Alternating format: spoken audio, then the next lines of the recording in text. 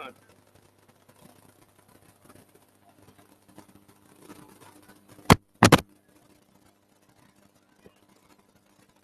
हाँ बोलो। क्या हुआ?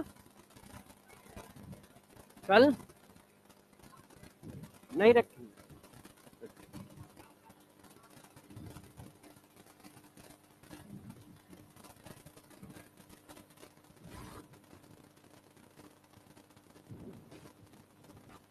आ जाओ। गुड मॉर्निंग बेटा, गुड मॉर्निंग। अच्छा देखिए, आप लोगों को कुछ बातें बता देता हूँ। मैंने कल की क्लास के लिए बोल दिया है कि कल जो है 9 बजे क्लास रख देना, सिर्फ बैच 1 की।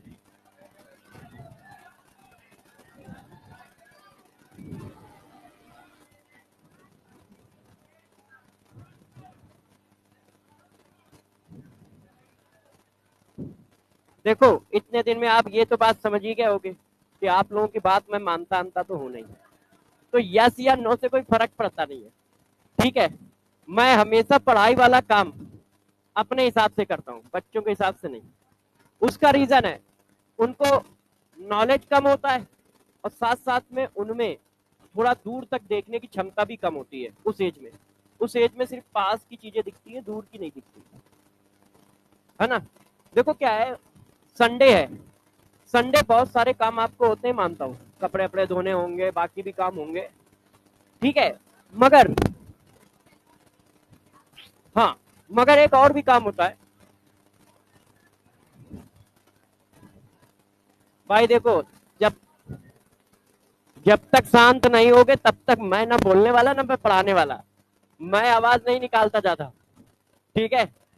तो यदि पढ़ना है, सिलेक्शन लेना है, तो अपने से शांति पकड़ो। आ,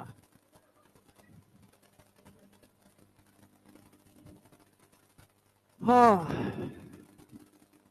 देखिए, आप लोगों ने देखा होगा हमारे दो दो महारथी। अरे लड़ाई नहीं करो यार, ये सारा जोश जो है पढ़ाई में दिखाया करो ना। लड़ाई करने से पैसे मिलते हैं? नहीं। लड़ाई करने से कैरियर बनता है? नहीं।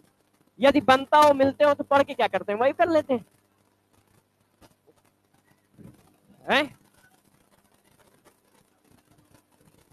देखिए, आप लोगों को बताता हूँ, लड़ाई करने में कैरियर बनाना ज्यादा टफ है इन कंपेयर टू नीट।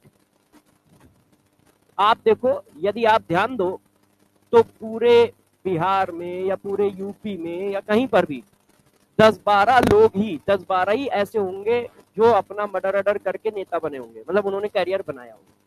मगर पूरे 24 करोड़ या 26 करोड़ की जनता में 10, और पूरे 26 करोड़ की जनता में डॉक्टर कितने? हजारों। तो जिस चीज को तुम आसान समझ रहे हो ना, वो सबसे टफ काम है। रिस्क फैक्टर बहुत हाई है, लगातार आपको उस पे करियर को बैलेंस करना पड़ता है। यहाँ तो एक बार नीट निकला, काम खत्म। तो जिस चीज को तुम बहुत आसान समझते हो ना, वो बहुत टफ होता है हमेशा। ठीक है? तो गुंडागर्दी करके, मर्डर करके दूसरों से पैसे वसूलना, ये आसान काम नहीं है, ये बहुत टफ काम है। समझ रहे हो? इसीलिए आम आदमी नहीं कर पाता है, कुछ सिरफिरे लोग ही कर पाते हैं। क्यों? क्योंकि वो बहुत टफ काम होता है, नॉर्मल आदमियों की बस की बात ही नहीं है। तो तुम जिस चीज को आसान समझते हो, यदि आप करने पे आओगे तो बहुत टफ निकलेगा। तो इसलिए ध्यान रखो, सारे काम, मैंने क्या कहा है, मेरे हिसाब से कोई काम गलत होता ही नहीं है। गुंडागर्दी भी गलत काम नहीं कर पाओ, क्या दिक्कत है? मगर उसका पीक पकड़ो। क्यों? छोटी मोटी करोगे तो कुछ फर्क नहीं पड़ता, ना तो पैसे मिलने ना कुछ मिलने।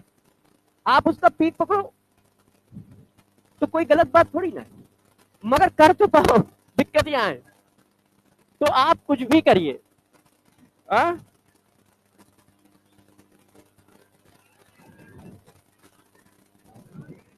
क्या कह रहे?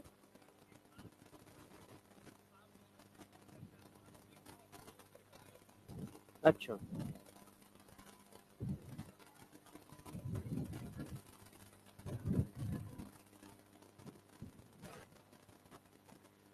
हाँ, चलो पहले पढ़ा लेते हैं, फिर बाकी चीजें डिस्कस कर लेंगे। ठीक है? देखो, मैं तो सिर्फ इसलिए कर रहा था, आपको बताता हूँ। देखो, होता क्या है कि आपके पास यदि आपके हथियार हैं, तो ये है कि हमारे पास एक इनफ टाइम है उसको चलाने का।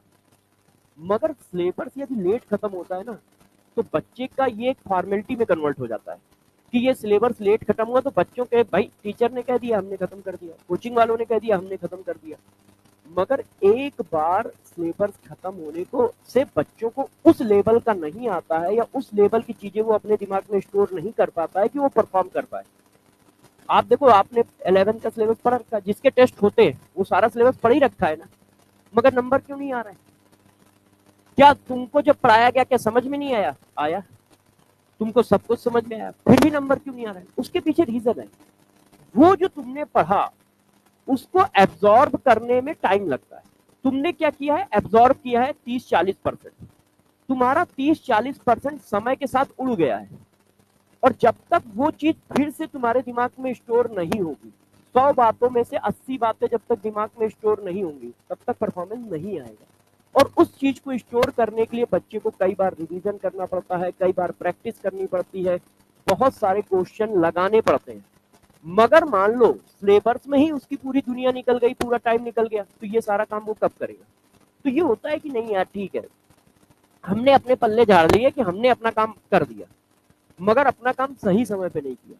मतलब जो सिलेबस नवंबर में खत्म होना चाहिए था वो फरवरी में हो रहा है, जो फरवरी में होना चाहिए तो वो अप्रैल में जा रहा है, या ऐसा कुछ भी। तो ये होता तो है कि भाई देखो सिलेबस खत्म है, हाँ भाई खत्म, मगर क्या वो आउटपुट दे पाएगा? हमारा सारा फोकस आउटपुट पे होता है, इनपुट पे होता ही नहीं है। भाई हम किसी काम को कर रहे हैं तो उसका आउटपुट नहीं है, तो इसका मतलब काम करने से अच्छा है ना करो, आराम कर लो, है ना? इसीलिए उसने कहा लड़ाई की, तो मैंने कहा नहीं, लड़ाई करनी तो अच्छे से करो जैसे उसमें कुछ आउटपुट निकल पाए, तुम उससे करोड़ों रुपए कमा पाओ और तुम अपना मतलब कैरियर बना पाओ। लगातार 10-20 लोगों को मारो, क्या दिक्कत है तुम्हें? हाँ, एक तरफ से मारो, जिंदा रह पाओ तो हाँ, कोई दिक्कत नहीं, बनाओ तो सही। मगर एक लड़ाई करके तुम भी मार खा लिए, तुम भी मार खा लिए, और जो बोलो नेता भी बन गए, ऐसा क्या फायदा हुआ? इससे क्या फायदा हुआ? है ना? तो उसी तरह से पढ़ाई भी है। यदि आप पढ़ाई कर रहे हो तो आपका सिलेबस टाइम पे खत्म हो।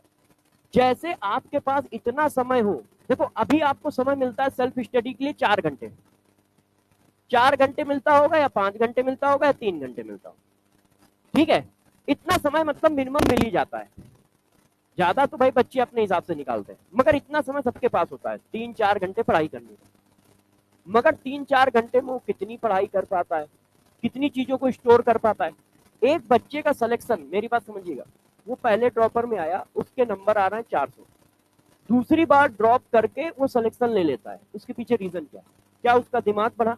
नहीं। उसी टीचर से उसने फिर पढ़ा, उसी टीचर से पढ़ा, सब कुछ वही है, तो फिर सेलेक्ट कैसे हुआ? तो इसका मतलब सेलेक्ट इसलिए नहीं हुआ कि नंबर ऑफ क्वेश्चन, सेलेक्ट इसलिए हुआ कि पहले 40 बातें उसके दिमाग में स्टोर थी उसी सब्जेक्ट की, उसी चैप्टर की, अब 100 बातें उसके दिमाग में स्टोर है उस सब्जेक्ट की। तो वो जो टाइम उसको उस साल नहीं मिल पाया था वो पूरा 1 साल इस साल मिला, तो उसने उस पर काम किया। तो वही टाइम आपको ज्यादा से ज्यादा मिलना चाहिए सिलेक्शन के लिए। तो सिलेबस हमेशा ऑन टाइम खत्म हो जाए, ये सबसे बहुत इंपॉर्टेंट चीज होती है। कहने को तो देखो कुछ भी कह सकते हो कि नहीं यार 1 महीने पहले खत्म हो गया, 15 दिन पहले खत्म तो कर दिया, तो भाई तुमने तो कर दिया, मगर उसके लेवल पे जाके सोचो, तो तुमने तो कर दिया है, तुमने अपने पल्ले झाड़ लिए। भाई तुम्हारा तो नवंबर में होना था ना, तो नवंबर में क्यों नहीं किया? क्यों जनवरी फरवरी या मार्च जा रहा है? यदि उसको नवंबर में मिल जाता तो उसको उस सब्जेक्ट या उस पार्ट के लिए 4 महीने मिलते ना, वो 4 महीने में आराम से धीरे धीरे प्रैक्टिस करके अपने लेवल को ऊपर ले जाता, और ऊपर ले जाता तो सेलेक्ट होता। तो सिलेक्शन के लिए प्रैक्टिस बहुत जरूरी होती है। पढ़ाई तो जरूरी है ही है कि हाँ हमारा सिलेबस खत्म हो, मगर उसके पीछे जो दूसरा राउंड है वो सबसे इंपॉर्टेंट होता है। जो दूसरा राउंड बच्चा खुद करता है, उस चैप्टर को एक अलग लेवल पे ले जाना, उस चैप्टर में जो मेन मेन पॉइंट है वो हर बच्चे को आते हैं, जो हाईलाइटेड पॉइंट है वो सब बच्चे को आते हैं, मगर हाईलाइटेड पॉइंट से हाईलाइटेड क्वेश्चन होते हैं, और वो नंबर बनते हैं जाके 300 से लेके 500 के बीच के। हाईलाइटेड पॉइंट से जो नंबर बनेंगे वो 300 से 500 बनेंगे। अब जैसे जैसे तुम कोने कोने को पकड़ना चालू करोगे, छोटी छोटी बातों को स्टोर करना चालू करोगे, तब तुम्हारे नंबर बढ़ना चालू होंगे, तब तुम सिलेक्शन की ओर खिसकोगे। मगर इन सब चीजों के लिए टाइम चाहिए होगा। क्यों? क्योंकि वो क्वेश्चन जब पैकेज में या बुक में मिलेगा तो 20 क्वेश्चन सॉल्व करोगे, तब कहीं जाके वो 21वां नंबर क्वेश्चन उस कोने का होगा। नहीं तो बुक वाले भी हाईलाइटेड क्वेश्चन ज्यादा रखते हैं, उनको भी सिलेक्शन से ज्यादा मतलब थोड़ी ना है, उन्होंने भी हाईलाइटेड क्वेश्चन ज्यादा डाल रखे हैं। अब हाईलाइटेड क्वेश्चन ही बार बार सॉल्व हो रहे हैं, मगर जो ऐसे सब टॉपिक हैं जिनसे क्वेश्चन आते हैं मगर वो हमारे वीक रह जाते हैं, तो हमारे नंबर बढ़ नहीं पाते हैं, हम 400-500 के बीच में घूमते रह जाते हैं। तो नंबर लाने के लिए आपको ये सारी छोटी छोटी बातें याद रखनी पड़ेंगी। ज्यादा पढ़ना जरूरी नहीं है, प्लानिंग के साथ पढ़ना बहुत जरूरी है, क्योंकि 24 घंटे सबको मिलने वाले हैं। जो सेलेक्ट हो रहा है उसको भी मिलने वाले हैं, वो तुमसे 1 ही 1.5 घंटे ज्यादा पढ़ेगा पर डे, देख लेना आप। मगर उसके प्लान बहुत सही है, उसको पता है कि कौन कौन सी चीज हमारी छूट रही है, इसको कवर करना है, कहाँ कहाँ हमारी कमियां हैं, इनको कवर करना है। तो आप क्यों नहीं पता कर पा रहे हो? क्योंकि आप तो सिलेबस में उलझे पड़े हो, यार हमारा सिलेबस हो जाए, हम ये कर लें वो कर लें। तो इन चीजों को भी आप लिस्टेड करते जाओ, जो सिलेबस खत्म होता जा रहा है उनमें आप इस तरह की चीजें करते जाओ कि हमारे कौन से सब टॉपिक है जो मुझे अभी भी नहीं आते हैं या जिनके क्वेश्चन हमारे अभी भी नहीं बनते हैं। तो चलो हम उन सब टॉपिक के क्वेश्चनों को लगाएं, लिस्ट बनाएं, एक टाइम निकालें और उस टाइम पे उन क्वेश्चनों को धीरे धीरे धीरे धीरे करते रहें। जैसे वो राउंड अप होते चले जाए, सर्किल के फॉर्म में बढ़ते चले जाएंगे, तुम्हारे नंबर बढ़ते जाएंगे। नहीं तो ये सीट और इंस्टीट्यूट टीचर्स तो पढ़ाने के लिए ही है, वो तो पढ़ाएंगे ही पढ़ाएंगे, वो तो पढ़ाएंगे ही पढ़ाएंगे। आप सभी बच्चे जानते हो कि मैं सिर्फ वही बात करता हूँ जो रियलिटी होती है, उसके वो चाहे खराब लगे या अच्छी। मैं आपको सीधा सीधा बताता हूँ, मैं पंचुअल सिर्फ इसलिए हूँ क्योंकि ये मेरा काम है, मेरा काम है इसलिए मैं पंचुअल हूँ। क्यों? क्योंकि मैं अपने काम में गड़बड़ नहीं कर सकता। मेरा काम है बच्चों को अच्छे से पढ़ाना, उनका सिलेक्शन के लिए फोकस करना। उसमें यदि कोई चीज आए तो ठीक है, सैक्रिफाइस करना कि हाँ भाई चीज हमें पहले ये काम करना है, मेरा फोकस रहता है कि हाँ ये काम मुझे करना है, तो वो काम मैं कर रहा हूँ, ईमानदारी से कर रहा हूँ। मगर मेरी ईमानदारी से काम नहीं चलेगा, तुम्हें भी अपनी चीजों में थोड़ा सा ईमानदार होना चले पड़ेगा, क्योंकि सिलेक्शन तुम्हारा है, किसी तीसरे का नहीं है। तो वो ज्यादा सीरियस नहीं होगा, कुछ सीरियस होंगे कुछ सीरियस नहीं रहेंगे, मगर तुमको सीरियस रहना चाहिए। भाई दुनिया क्यों सीरियस रहेगी? उसका कौन सा सिलेक्शन होना है? उसको तो अपनी जॉब करके भागनी है या अपना काम करके निकलना है, वो इतना सीरियस क्यों रहेगा? सीरियस आपको रहना पड़ेगा। कुछ लोग होते हैं ईमानदार और अपनी कामों को अच्छे से करने वाले, वो सीरियस रहेंगे, वो आपकी हेल्प करते रहेंगे, आपको बताते रहेंगे, समझाते रहेंगे, और जहां आपको जरूरत पड़ेगी वहां हेल्प करते रहेंगे। मगर आप यदि सबसे उम्मीद करोगे तो इसका मतलब गलत कर रहे हो। ऐसा नहीं होगा, ऐसा नहीं होगा। वो यहां पर भी नहीं, कहीं पर भी, घर में भी नहीं होगा। घर में भी किसी की से उम्मीद तुम कर रहे हो सकता है वो पूरी ना हो रही हो, मगर कोई तुम्हारी जरूरत से ज्यादा भी हेल्प कर रहा होगा कि नहीं यार ठीक है तुम ऐसा ऐसा कर लो। तो अपने सब्जेक्ट को धीरे धीरे बनाते चलो, ठीक है, और चीजें करते रहो। और बात रही कल की क्लास की, तो यार कल की क्लास जितनी तुम्हारे लिए सिरदर्द होगी उतनी मेरे लिए भी होगी, ऐसा नहीं है। मुझे भी जब से मैं आया हूँ लगातार डेली पढ़ाई रहा हूँ, संडे भी पढ़ा देता हूँ, ठीक है, मुझे भी दिक्कत है। मगर क्या है कि मान लो कल हम आपको उनके बराबर ले आते, जैसे उन 2 क्लास आगे B2 वाले, आप 2 क्लास पीछे हो, तो इस आपकी रखी उनकी नहीं रखी, तो आपकी वो भी रखी है कि नहीं रखी मुझे नहीं पता। मैंने उनको फोन करके रात में मैसेज डाल दिया था कि आप लोग अपना जो भी सिस्टम होता हो जैसे भी लगाते हो उसमें देख के मेरी क्लास 9 बजे B1 में फिक्स कर देना। अब वो लगी है कि नहीं मेरे पास अभी तक कोई मैसेज नहीं है, आएगा तो एक क्लास कर लेंगे, ठीक है, नहीं आएगा तो नहीं करेंगे, है ना। मैंने बोल दिया है, आएगा तो कर लेंगे। उसका रीजन है, आपको देखो क्या है कि जब आपको 24 घंटे घर में सेल्फ स्टडी करने का मिलेगा, वो टाइम सबसे क्रूशियल होगा, वो आपके नंबर को सबसे ज्यादा सूट करेगा। और वो जितना ज्यादा मिल जाए, जितना ज्यादा मिल जाए, 40 दिन मिल जाए, 50 दिन मिल जाए, 60 दिन मिल जाए, कि हमें पूरा दिन सेल्फ स्टडी करने को मिल रहा है। अभी क्या है, अभी जो पढ़ाया जा रहा है उसको स्टोर करने का समय, वो समय ऐसा होता है कि जब आपको जो जो नहीं आता है, जो जो धुंधला है, उसको फिर से पढ़ के उसको स्टोर करने का समय होता है। तो वो समय जितना ज्यादा आपको मिल जाए सब्जेक्ट में उतना ही अच्छा है, उतना ही अच्छा है। तो उस समय को आपको बना के रखना है कि हाँ वो भी समय मिले और ये वाला भी समय मिले। तो उस समय में हम लोग सबसे ज्यादा नंबर को इंप्रूव करते हैं। क्यों? क्योंकि आपके पास पूरे 24 घंटे होते हैं सेल्फ स्टडी करने के। तुम्हें पता भी होता है कि ये चीज हमें आती है, ये नहीं आती। जो नहीं आती है यार उन्हीं को टिक करते हुए हम सेल्फ स्टडी करते चले जाते हैं। कि आज हम ये 10 सब टॉपिक खत्म करेंगे कि ये सब टॉपिक हमें नहीं आते हैं। हमने उनकी थ्योरी पढ़ी, क्वेश्चन किए, समझा, नहीं आया तो टीचर से पूछे, किसी दोस्त से पूछे और उसको कवर किए। ऐसे करते करते करते करते आप 10-15 दिन में अपने सारे सब टॉपिक खत्म कर लोगे जो थोड़े थोड़े तुम्हें नहीं आते होंगे। फिर तुम एग्जाम दोगे जिसको AITS कहते हो। तो जब तुम AITS दोगे तुम्हें पता चलेगा नहीं यार हमने कवर किया तो कुछ इंप्रूव हुआ है, मगर अभी रैंडम क्वेश्चन यदि उसी सब टॉपिक का आता फिर भी मैं फंस जाता हूँ। फिर तुम और इलाज निकालोगे कि कैसे इसको कवर करें, कैसे इसको समझें। तो धीरे धीरे करके ये काम होता है। अचानक नंबर सूट कभी नहीं करता है। तो अचानक नंबर जब सूट नहीं करेगा तो धीरे धीरे काम को करने के लिए टाइम तो चाहिए ही होगा। तो उस टाइम को आपको बनाना पड़ेगा, मेहनत लगेगी। हो सकता है आपको संडे को मेहनत लगे, मंडे को मेहनत लगे, तो यार तुमने थोड़ी मोड़ी मेहनत थोड़ी की है, बहुत सारी मेहनत की है, तो थोड़ी और सही, थोड़ी और सही। 1 मिनट रुक जाओ।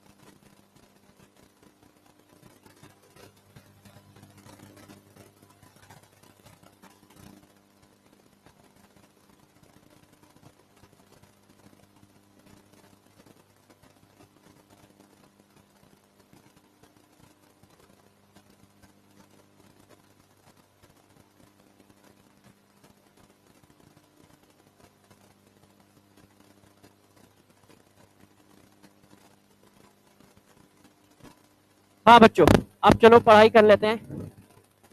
एक्चुअल में क्या है कि आज घर पे मैं भी नहीं हूँ, मैं तो यहाँ हूँ, और मैम भी नहीं है, और वो दोनों अकेले हैं। तो होता क्या है कि वो नहीं होता है मॉक ड्रिल फायर की।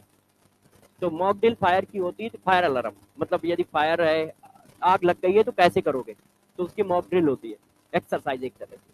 तो वो अचानक हुई होगी, अब अलार्म बजने लगे होंगे सब बिल्डिंग के पूरे। तो वो दोनों डर गए, उनको लगा आग लग गई है। अब भाई उन लोगों को टेंशन हो गई, तो मेरे को फोन किया। मैंने सुबह कह के आया था कि कोई भी दिक्कत हो तो मुझे फोन कर देना, क्योंकि मुझे पता था वो मीटिंग में तो उनका फोन उठेगा नहीं। तो मैंने कहा मुझे फोन कर देना। तो वही फोन आया, तो मैंने पूछा क्या हुआ। कहता वो अलार्म बहुत तेजी तेजी से बज रहा है कि जल्दी से नीचे आ जाओ। तो मैंने कहा तो फिर क्या हुआ। कहता मैं तो एक कहता मैं तो भगवान के पास गया था कि आज पापा कोई नहीं है, बचा लेना। तो मैंने कहा दूसरे ने क्या किया। तो दूसरे ने क्या किया, डोर खोल के, गार्ड आर्ड रहते ही है, डोर खोल के उससे पूछा कि अंकल ये क्या हो रहा है। तो उसने बताया कि एक एक्सरसाइज है, टेंशन ना लो। तो फिर मैंने भी फोन किया, मैंने कहा फोन कर लूँ, बच्चे छोटे 23 फ्लोर है, 23 फ्लोर से यदि नीचे भी आने कह दिया गया ना तो वो नीचे नहीं आ पाएंगे, क्योंकि लिफ्ट उस समय चलती नहीं है। तो मैंने कहा पूछूं। तो उसने कहा नहीं सर, मॉक ड्रिल है, ऐसी कोई दिक्कत की बात नहीं है, मॉक ड्रिल है, ऐसी कोई दिक्कत की बात नहीं है। तो मैंने कहा ठीक है, मस्ती कर लो। मैंने कहा क्या कर रहे हो। तो कह रहे नहीं अब मैं पढ़ने जा रहा हूँ। तो मैंने कहा ठीक है पढ़ लो। नहीं नहीं, झूठ नहीं बोलते। यदि उनको पता है, क्योंकि हम उनको किसी चीज के लिए हम लोग रुकते भी नहीं है कि टीवी देखना है देख लो, पढ़ना है पढ़ लो, मगर हाँ सही सही रखो। उससे क्या है, हमें उनके बारे में पता रहता है, उनको हमारे बारे में पता है। उनको पता है, देखो बच्चा झूठ तभी बोलना चालू करता है जब उसको ये लगे कि यार ये मना कर देंगे इस काम के लिए। तो उसको लगा यार रास्ता तो है नहीं, अब झूठ बोल दे। या तो उसको ये लगे कि यार ये अभी मार देंगे, तो उसको भाई सबको अपना बचाना ही बचाना है, तो यार ऐसा करो, बचाने के लिए झूठ बोलना ही पड़ेगा। यदि उसको लगेगा कि नहीं अभी नहीं करेंगे, या अभी नहीं मारेंगे, या सिर्फ डांट सकते हैं, तो उसको कंफर्ट दे दो। कंफर्ट का मतलब ठीक है अच्छा। आप उसको 15 मिनट, 1 मिनट, 1 घंटे, 2 घंटे बाद उस चीज को समझा लो कि यार हर समय टीवी देखना अच्छी बात नहीं है। उस समय उसको ना रोको। मतलब एक टेक्निकल ये है कि हाँ आप डील कैसे करते हो। तो उनको पता है कि हम टीवी के लिए यदि कहेंगे तो जल्दी मना नहीं करेंगे, मगर उनको ये भी पता है कि हाँ बाद में ये भी कहते हैं कि पढ़ाई भी करनी जरूरी है। तो जब मैंने सुबह फोन किया था तो दोनों टीवी देख रहे थे, नाश्ता करने के साथ साथ। नाश्ता बना गए होंगे तो ये हुआ टीवी देख। तो मैं समझ गया अभी टीवी देख रहे हैं। अब मैंने फोन किया तो बता गए होंगे कि भाई टीवी भी देख लेना, उसके बाद थोड़ा पढ़ भी लेना। तो अब अपना पढ़ रहे होंगे। तो मस्ती से काम करते रहते हैं, ज्यादा नहीं पढ़ते, तुम लोगों की तरह रहते हैं मस्त। मगर हाँ यदि उनको पढ़ाने बैठा दो तो 24 घंटे भी पढ़ सकते हैं, ऊफ नहीं करते हैं। जैसे कोई एग्जाम चल रहा होगा तो 24 घंटे पढ़ाते रहो, पढ़ते रहेंगे, पढ़ाते रहो, पढ़ते रहेंगे मस्ती में दोनों, ऊफ नहीं करेंगे। और 24 घंटे खेलने के दो तो 24 घंटे खेल भी लेंगे, उसमें भी ऊफ नहीं करेंगे वो। हाँ उसमें भी नहीं यार कि चलो खेल चुके हैं अब कुछ और कर ले ना। आप 24 घंटे खिला लो, हाँ, और 24 घंटे पढ़ा लो तो 24 घंटे पढ़ भी लेंगे। आप बैठे रहो, पढ़ाते रहो, पढ़ते रहेंगे, पढ़ाते रहो, पढ़ते रहेंगे, पढ़ाते रहो, पढ़ते रहेंगे। मतलब उसमें भी वो बोर नहीं होंगे, खेलने में भी बोर नहीं होंगे। मैंने कहा बस हमें इतना ही चाहिए, इससे ज्यादा चाहिए ही नहीं। क्यों, क्योंकि अभी बच्चा कम सीरियस होता है, 9 10 तक आते आते सीरियस हो जाता है। उसको यदि पढ़ने की हैबिट है तो वो पढ़ ही ले जाएगा। सब्जेक्ट उतना ही होता है, बस उसके लगन रहनी चाहिए, लगन बनी रहे, लगन खराब ना होने पाए, लगन खराब ना होने। कभी स्कूल का नागा नहीं करते। जिस दिन यदि हम लोग बोल भी देना कि आज स्कूल मत जाओ तो कहते नहीं यार स्कूल भेज दो। क्यों, वहां एंजॉय करते हैं, पढ़ाई करते हैं, एंजॉय करते हैं, खेले रोते रहते हैं और पढ़ाई तो होती है। तो इससे ये होता है कि नहीं ठीक है, कनेक्शन पढ़ाई का बना हुआ है, बस उतना ही बना के रखना, ज्यादा प्रेशर से कुछ फर्क पड़ता नहीं है। क्योंकि बच्चा फिर झूठ बोलना, परेशान होना चालू कर देता है।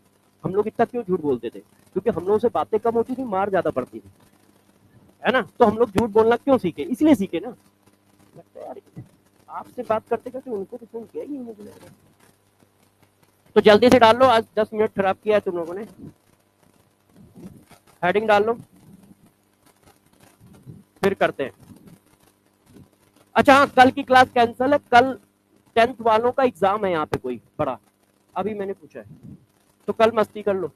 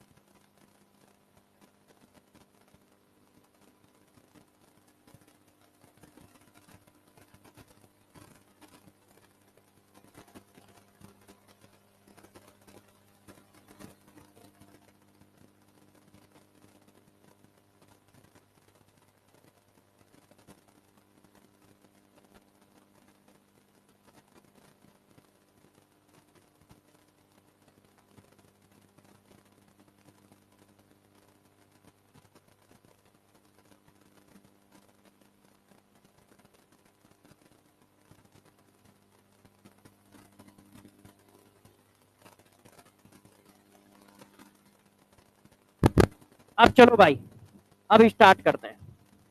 देखो आपकी क्लास नहीं है, शायद आप लोगों ने ज्यादा तेजी से दुआ मांगी होगी तो खट्ट से लगी है ठीक है, तो इसलिए मैंने कहा ठीक है, यदि कोई काम नेचर कह रहा है करने को तो कर देना चाहिए। तो यदि आप छुट्टी आ रही है तो कर लो। हाँ, अब बस रुक जाओ, पहले पढ़ा ले फिर डाउट आउट सारा बता देंगे। हाँ, कल का ही डाउट बता देंगे। अब डाउट आज का तो होगा नहीं, आज का तो पढ़ाया ही नहीं अभी, होगा तो कल ही का। अच्छा, अब पढ़ लेते हैं। तो आप लोग कभी प्रेशर ना फील करो, क्योंकि प्रेशर में क्या है, चीजें याद नहीं होती। हम लोग भी रहते हैं, यदि हम लोगों को भी किसी चीज का प्रेशर आ जाता है ना, तो वो निकल नहीं पाता। आप देखो कभी कभी टीचर बहुत अच्छा पढ़ाता है, कभी कभी वो हौच पौच में कोई हेडिंग आगे कोई पीछे कर देता है, तो उसको इस तरीके का प्रेशर हुआ कि यार सिलेबस जल्दी खत्म करना है, या फिर उसके माइंड में कुछ और चल रहा है। भाई घर की प्रॉब्लम है, इतनी सारी कोचिंग की प्रॉब्लम होती है, उसके माइंड में कुछ और चल रहा है, तो भी टेंशन में वो क्या है, पढ़ा तो रहा है मगर दिमाग कहीं और है, तो ऊपर नीचे कर देगा। उसी तरह यदि बच्चे को प्रेशर रहता है कि नहीं आज ये खत्म करना है, तो वो टेंशन में उसको समझ में कम आ रहा होता है, बस वो पेज गिनना होता है कि यार इतना सिलेबस बाकी है, इतनी हेडिंग बाकी है। आराम से जितना खत्म हो उतना खत्म करो। 24 घंटे बड़े टाइम होते हैं, 5 महीना बड़ा टाइम होता है, मगर कंटिन्यूअस स्टडी कर लो। यदि कंटिन्यूअस करते हो तो चाहे जितना धीरे पढ़ते हो सब कुछ खत्म होगा, बस कंटिन्यूअस हो, जो 3 दिन का ना हो।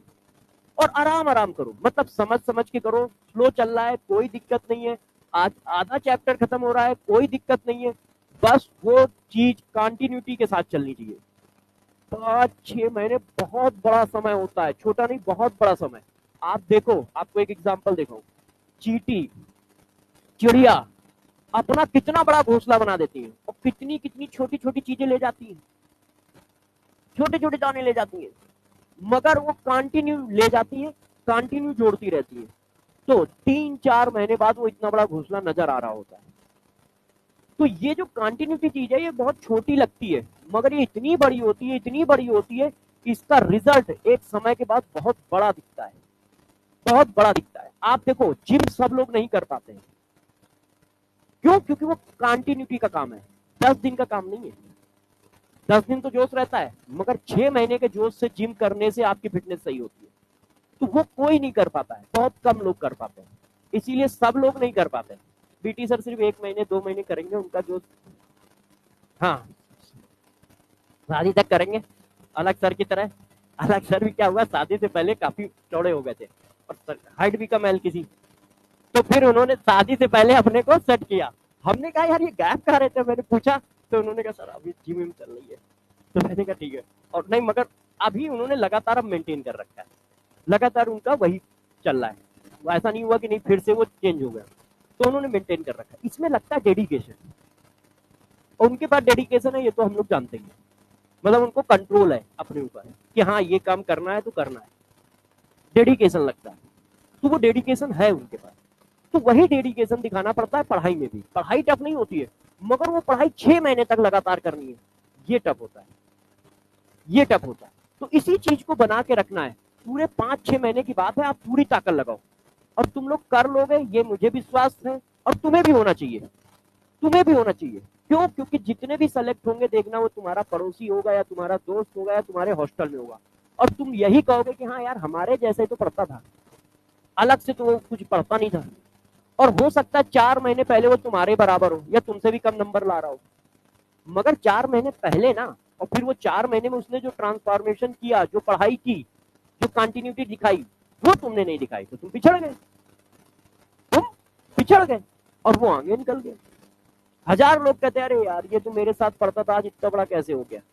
अरे भैया वो तुम्हारे साथ पढ़ता था, कमजोर था, ठीक है, मगर ये इतना समय मिला तो उसका क्या हमेशा ही कमजोर रहेगा?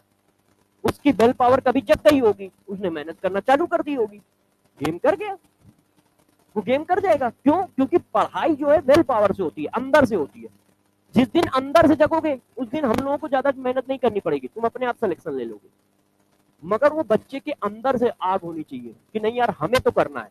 तो जब उसको लगता है हमें तो करना है, तो उसको दिन और रात कम समझ में आते हैं, फोकस रहता है नीट निकालना है, नंबर बनाने नंबर बनाने नंबर बनाने, तो वो नंबर बनाने में जुड़ा रहता है और वो धीरे धीरे करके अपने नंबर बना ले जाता है।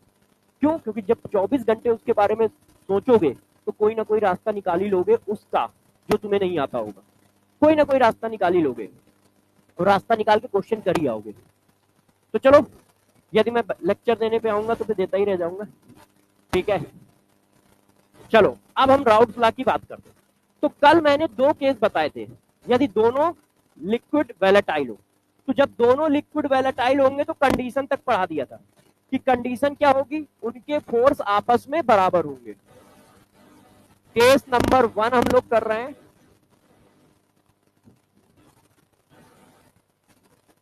केस नंबर 1 क्या था, बोथ लिक्विड वैलेटाइल, ये मैंने कहीं लिखा भी होगा, ये है। तो कंडीशन क्या क्या थी,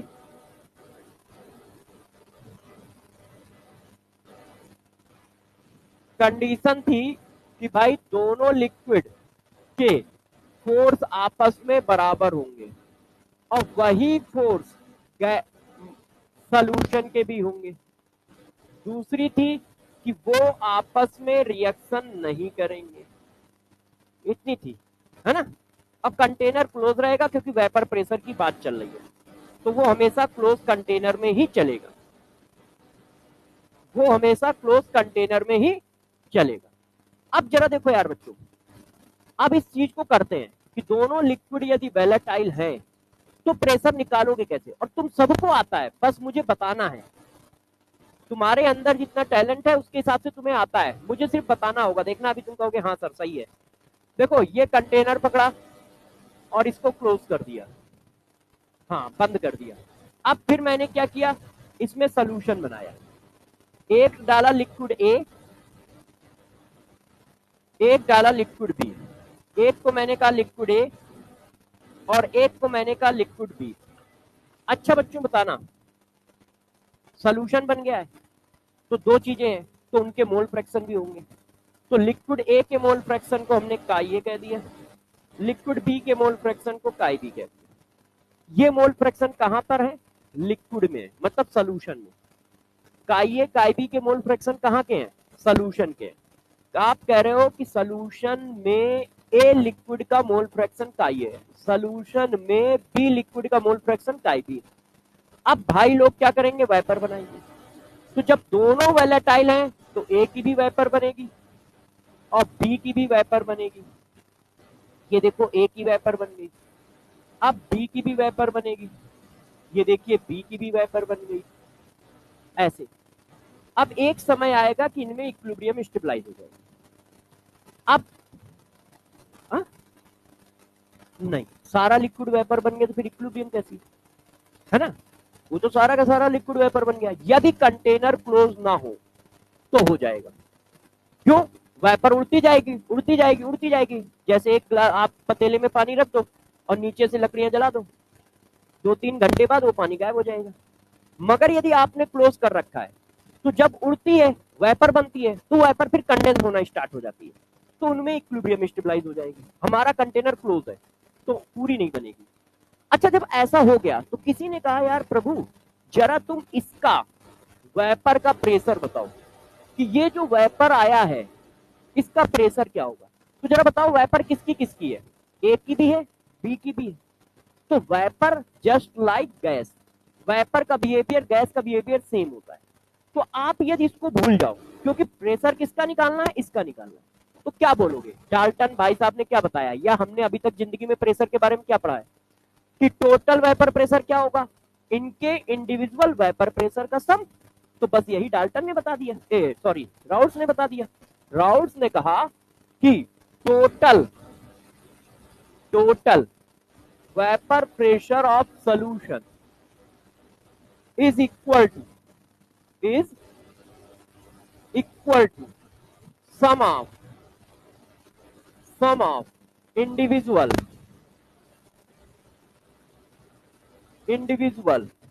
प्रेशर या वेपर प्रेशर।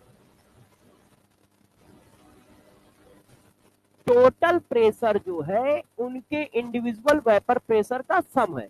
और ये बात हम पहले से जानते थे, ये हमारे को डाल्टन भाई साहब ने ही पढ़ा दिया था 9th-10th में कि गैस के मिक्सचर का प्रेशर क्या होगा, उनके प्रेशर का सम। आज भी यही है, वेपर के मिक्सचर का प्रेशर क्या होगा, उनके प्रेशर का सम। तो यार हमारा टोटल प्रेशर आ गया ये पीए प्लस पीबी, ये हमारी। अब 3 लिक्विड है तो और आगे बढ़ा सकते हो, मगर हमारे पास बाइनरी सोल्यूशन है तो हमने 2 है ऐसे। अब जरा देखो ये पीए और पीबी क्या है, वेयर पीए जो है वो है vapour pressure of liquid A in solution, ये सोल्यूशन में है ना, वेपर में, vapour pressure of liquid A in solution, pure liquid में नहीं है। Vapour pressure of liquid be in solution, जब सोल्यूशन बना है तब कितना प्रेशर आया। अब देखो यहां पर वेपर प्रेशर कैसे निकाला जाएगा, किसी लिक्विड का मिक्सचर में, अब सोल्यूशन है इंडिविजुअल नहीं है, तो उस समय उसका वेपर प्रेशर कैसे निकलता है, तो इन्होंने बताया, देखो गौर से ने, vapour pressure of pure liquid into उसका मोल फ्रैक्शन, किसी सॉल्यूशन में, गौर समझिएगा सब लोग ध्यान देना, किसी सॉल्यूशन में किसी लिक्विड का वेपर प्रेशर क्या होता है, उस लिक्विड का प्योर वेपर प्रेशर, जब वो अकेले था, उस लिक्विड का वेपर प्रेशर इनटू उसका मोल फ्रैक्शन इन सॉल्यूशन का, ये क्या है सॉल्यूशन में मोल फ्रैक्शन। तो जो राउल्ट लॉ है मेनली ये है, ये बात तो डाल्टन ने ही बता रखी थी, मगर ये बात राउल्ट ने बताई है कि यदि कहीं पर लिक्विड और गैस मिक्सचर का या वेपर मिक्सचर का इक्विलिब्रियम है, उस समय वेपर प्रेशर कैसे निकलेगा, इंडिविजुअल। तो इंडिविजुअल वेपर प्रेशर कैसे निकलेगा, लिक्विड ए का vapour pressure in solution, bar bar focus इसलिए कर रहा हूं कि इन दोनों में डिफरेंशिएट करो, दोनों ही है प्रेशर है, मगर है क्या, लिक्विड ए का वेपर प्रेशर इन सॉल्यूशन, और ये क्या है लिक्विड ए का वेपर प्रेशर अकेला जब लिक्विड ए था, जो कल पढ़ाया था। तो देखो लिक्विड ए का vapour pressure in solution equal to PA naught into chi. अब जरा बताओ काई वेरिएबल है, अमाउंट बार बार चेंज करोगे तो काई चेंज होगा, और काई चेंज होगा तो ये चेंज होगा। तो अब पकड़ना, प्योर लिक्विड का वेपर प्रेशर कांस्टेंट होता है, कल मैंने पढ़ाया, उसकी वैल्यू इक्विलिब्रियम कांस्टेंट के बराबर है। तो प्योर लिक्विड का वेपर प्रेशर कांस्टेंट होता है, मगर जब वही लिक्विड किसी दूसरे लिक्विड के साथ मिला दिया जाता है, तब जब उसका वेपर प्रेशर आता है किसी सोल्यूशन में, तो वो कांस्टेंट नहीं होता है। देखो काई का मल्टीप्लाई है, और काई अमाउंट चेंज करोगे तो काई चेंज होगा, और काई चेंज होगा तो ये चेंज होगा, है ना। तो प्योर लिक्विड का वेपर प्रेशर कांस्टेंट है, मगर यदि वही लिक्विड किसी दूसरे लिक्विड के साथ डाल दिया जाएगा, सोल्यूशन बन गया, तब उसका वेपर प्रेशर कांस्टेंट नहीं है, मोल फ्रैक्शन पे डिपेंड कर रहा है। ये देखिए इसी तरह इन्होंने कहा काई बी का निकाल लो, पीबी नॉट काई बी। अब दोनों की वैल्यू उठा के यहां डाल देते हैं, तो जब दोनों की वैल्यू उठा के डाल दोगे तो ये हमारी इक्वेशन आ गई, ये हमारी राउल्ट लॉ की इक्वेशन है। क्लियर यहां तक, किसी को कोई दिक्कत, सब सही चल रहा है। अच्छा अब इतनी बात हमें आ गई है। अब देखो इस इक्वेशन में 2 वेरिएबल है, काई और काई बी, पीए नॉट कांस्टेंट है, पीबी नॉट कांस्टेंट है, मगर काई और काई बी वेरिएबल है, क्यों, अमाउंट ज्यादा कम कर सकते हो, तो अमाउंट ज्यादा कम करोगे तो वैल्यू चेंज हो जाएगी। तो किसी ने कहा सर यार ये इक्वेशन ना 2 वेरिएबल पे डिपेंड कर रही है, एक काई एक काई बी, पूरी इक्वेशन को एक वेरिएबल में कन्वर्ट कर दो। तो मैंने कहा कैसे करेंगे, तो बच्चे ने कहा सर आप कर सकते हो, आप परेशान ना हो, क्योंकि आपको पता है काई ए प्लस काई बी का सम 1 के बराबर होता है। तो मैंने क्या किया, एक की वैल्यू उठा के यहाँ चिपका दी, ठीक है। अब जरा देखो मैं अगले पेज पे चल रहा हूं, कोई नहीं छापो आप, मैं घूट पानी मारता हूं।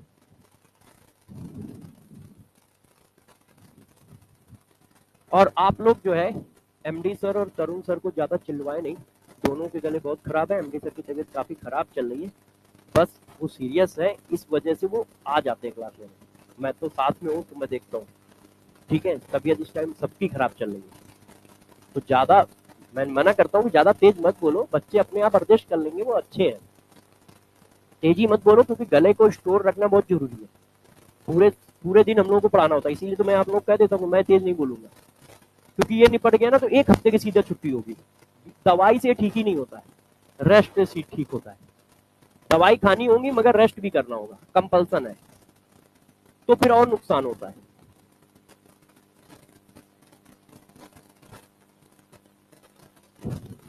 और क्लास के बीच बीच में इसीलिए होता है कि पानी पीते रहो, तो थोड़ा सा दिक्कत कम रहती है। और ठंडी चीजें ना खाएं, आइसक्रीम आइसक्रीम, है ना।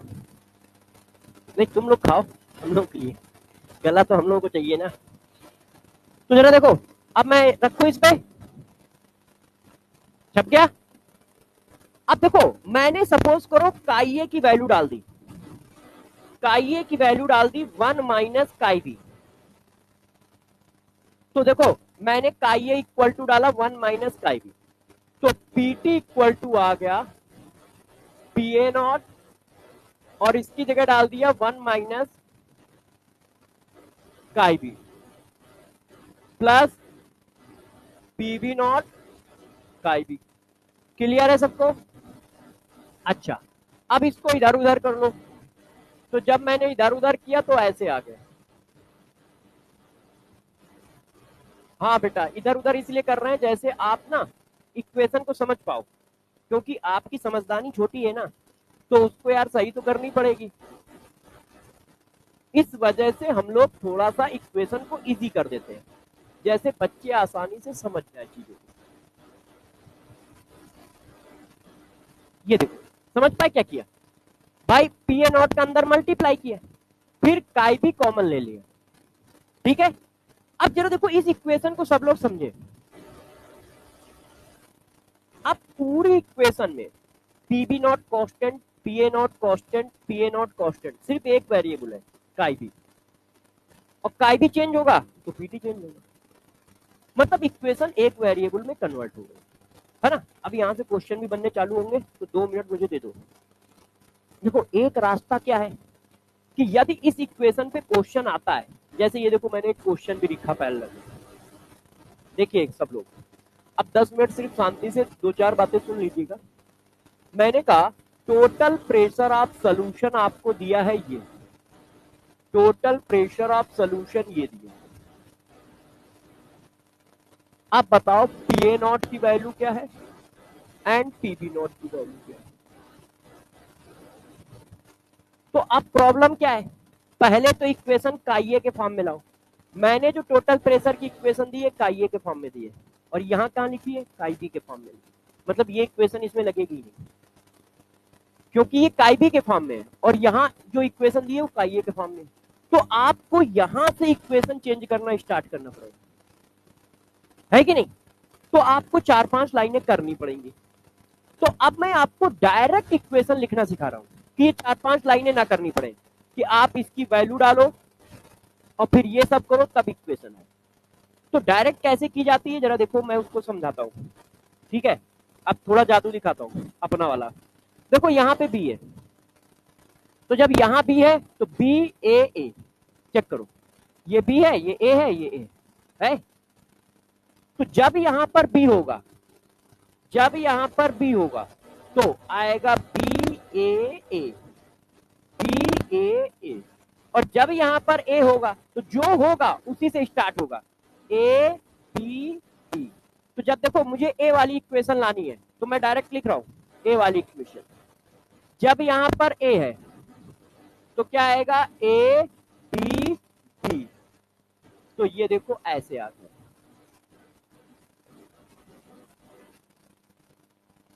ठीक है। तो हमें डायरेक्ट इक्वेशन लिखना पहले सीख लेना चाहिए, उससे थोड़ा सा आराम हो जाएगा। यदि कोई बच्चा नहीं भी सीख रहा है तो कोई दिक्कत नहीं है, आप उस तरह से भी क्वेश्चन कर सकते हो। यदि सीख लेते हो तो बस ये है कि थोड़ी मक्कारी बढ़ जाएगी अपनी, क्वेश्चन देखते ही टिक करके आगे निकल गए, तो 30-40 सेकंड जो हमारे इस क्वेश्चन के बचे वो हम कहीं यूज कर पाएंगे। तो करना क्या है देखो, मैं एक बार समझा देता हूं। यहाँ बी है तो बी ए ए, यहाँ ए है तो ए बी बी, बी है तो बी ए है तो ए बी बी, ठीक है। इससे क्या होगा, इससे इक्वेशन एक लाइन में निकल आएगी, ए है तो ए बी बी, बी है तो बी ए। क्लियर हो गई बात? तो अब इक्वेशन निकल आई, अब आप कंपेयर कर लो। बी नॉट की वैल्यू कितनी है, 90, कंपेयर किया P A naught P B naught की वैल्यू कितनी है 80, तो पी ए नॉट की वैल्यू कितनी आ गई 80 plus P B naught. P B naught की वैल्यू हम लोगों ने निकाल रखी है 90, तो टोटल कितना हो गया 170। तो यार एक वैल्यू ये आ गई, एक वैल्यू ये आ गई, ठीक है। इतना समझ गए कैसे कर रहे हैं, ये बात समझ गए सब लोग। डायरेक्ट इक्वेशन कैसे लिखोगे, यदि यहाँ बी है तो बी ए ए, यदि यहाँ ए है तो ए बी बी। क्लियर है। अब देखो, अब साथ साथ में मैं क्वेश्चन भी करता जाऊंगा, आपको कराता जाऊंगा। पहला क्वेश्चन ये करो, पी वाई क्यू है, ए सोल्यूशन कंपोनेंट ए सी। अच्छा हो गया था, हाँ देंगे, टेंशन ना लो, पक्का देंगे, कई दिन से नहीं दिया है, देंगे 15 वाला देंगे यार। ये देखो, अब इस क्वेश्चन को करो, ये भी पी वाई क्यू है। अब वो पूछ रहा है PA and PB are the vapour pressure of pure liquid component A and component B respectively of an ideal binary solution if Ka represent the mole fraction of component A, the total pressure of solution। अब देखो equation Ka के term में है, तो यदि equation Ka के term में तो आंसर क्या होना चाहिए ए बी बी। तो देखो ए गलत, ए बी बी नहीं है, गलत, ए गलत, ए बी बी, ठीक है ना। हमारा क्वेश्चन 2 मिनट में निकल गया, नहीं तो हमें इक्वेशन लिख के इस फॉर्मेट में लानी पड़ती, फिर कंपेयर करके देखना पड़ता कौन सा सही है। अपने को कम पेन चलाने की आदत है, थोड़ा सा दिमाग यूज किया हम लोगों ने। यहाँ पे ए है तो A B B, A B B सिर्फ यही है, तो बड्डी आंसर होगा। क्लियर है। अच्छा, अब कोई बच्चा कह रहा नहीं सर आप भी ना यार, ये छोटी मोटी चीजें बता रहा हो, कुछ तूफानी बताओ। तो मैंने कहा चलो कुछ तूफानी कर लेते हैं। अब देखना, किसी ने कहा हम इतना भी पेन नहीं चलाना चाहते, हम बस अपनी आंखों से काम चलाना चाहते हैं कि ये किया टिक आंसर। तो मैंने कहा चलो अब आंखों से इशारों से कैसे काम चलता है। देखो यहाँ पे ए है, गौर समझना, मतलब मैं कोई नई चीज नहीं बताऊंगा, जो मैथ्स में लिखा था उसी को अच्छी तरह से एक्सप्लेन कर रहा हूँ, जादू तो कुछ होता नहीं, आप भी जानते हो। ये ए है, तो यदि यहाँ ए लिखा है तो देखना ये बी होगा। कैसे चेक करो, जब यहाँ बी है तो यहाँ पे ए, और जब यहाँ ए है तो यहाँ पे बी है। तो आप देखते ही टिक कर दो, ये ए है तो इसका मतलब ये पी बी नॉट हो गया, खत्म हो गई 90। क्लियर, ये बात क्लियर है। अब दूसरा जादू देखो, जब तुम पी ए नॉट निकाल रहे हो तो दोनों का सम आ रहा है, आ रहा है कि नहीं। तो यदि यहाँ ए है तो ए की वैल्यू क्या होगी इन दोनों का सम, यदि यहाँ बी है तो बी की वैल्यू क्या होगी इन दोनों का सम। तो गौर से समझो, ए है तो ये बी हुआ, ए की वैल्यू क्या होगी इन दोनों का सम। बी है तो ये ए हुआ, ए की वैल्यू क्या, बी की वैल्यू क्या होगी इन दोनों का सम। समझ रहे हो। आप बिना देखे भी कर सकते हो, मतलब बिना ये भी करे हुए कर सकते हो। मैंने देखा ये ए है तो बी की वैल्यू निकल आई, ए की वैल्यू क्या होगी इन दोनों का सम। ये बी है तो ये ए की वैल्यू निकल आई, बी की वैल्यू क्या होगी इन दोनों का सम, है ना। मैथमेटिकली सॉल्व करने पर यही तो आ रहा है। क्लियर है। तो यदि ऐसी बात है तो बच्चों ने कहा सर क्लियर है, तो मैंने कहा क्या क्वेश्चन करने हुए, तो उन्होंने कहा क्यों नहीं करेंगे सर, आप बस बता दो। तो मैंने कहा लो भाई संभालो। देखो क्वेश्चन कहा जा रहा है, अब देखो अब ये डिजाइन है, पूरा लिख के देगा प्रॉपर। अब कुछ फर्जी चीजें लिखी होंगी जिनका यूज भी नहीं। देखो एट 40 डिग्री सेंटीग्रेड टेम्परेचर का क्या यूज है ना, मगर वो कहानी तो बनाएगा ही बनाएगा। पढ़ो और आंसर दो। At 40 degree centigrade, the vapor pressure in torr of methyl alcohol ethyl alcohol solution represented by 119 x plus 135, where x is a mole fraction of methyl alcohol। तो ये किसका मोल फ्रैक्शन है, मिथाइल अल्कोहल का। पूछ क्या रहा है, the value of PM naught and PE naught. अब जरा देखो ये m है तो ये e हो गया,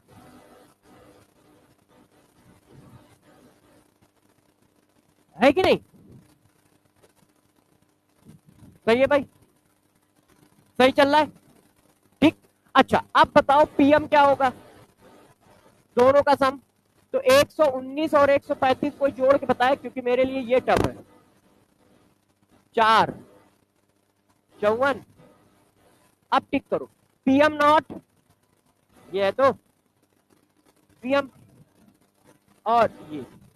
हाँ, अब तुमने यहां मन की आंखें यूज नहीं की हैं। अब जैसे ही तुम यूज करते हो, जो ये जो ए है आपको बी दिख रहा होता है ना। हाँ वही बात है, गंदगी हटाओ तो सब सही दिखेगा। ये ठीक है। आप लोग समझ तो गए कैसे करोगे? क्लियर है? तो ऐसा मतलब ऐसे रद्दी क्वेश्चन में अपने को टाइम बर्बाद करने की जरूरत नहीं है। ऐसे किया, खेल खत्म। ठीक है, अब वो पूछेगा क्या, वो उसकी मुसीबत है। अच्छा, कभी कभी क्या करता है वो, हम लोगों को थोड़ा परेशान करने की कोशिश करता है। कैसे बताता हूँ, देखो। वो हम लोगों को ऐसे परेशान करता है, वो कहता है टोटल प्रेशर की इक्वेशन ये, टोटल प्रेशर की इक्वेशन ये। आप बताओ पीए नॉट अपॉन पीबी नॉट का रेशियो बताओ।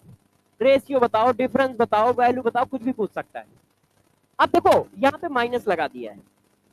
अपने को कॉन्सेप्ट में जरा सा भी चेंज नहीं करना है, जो कहा है वही करना है। यदि ये ए है तो ये क्या है, तो पीबी की वैल्यू आ गई। अब इसकी वैल्यू क्या होगी, दोनों का सम। तो बाई सम करो।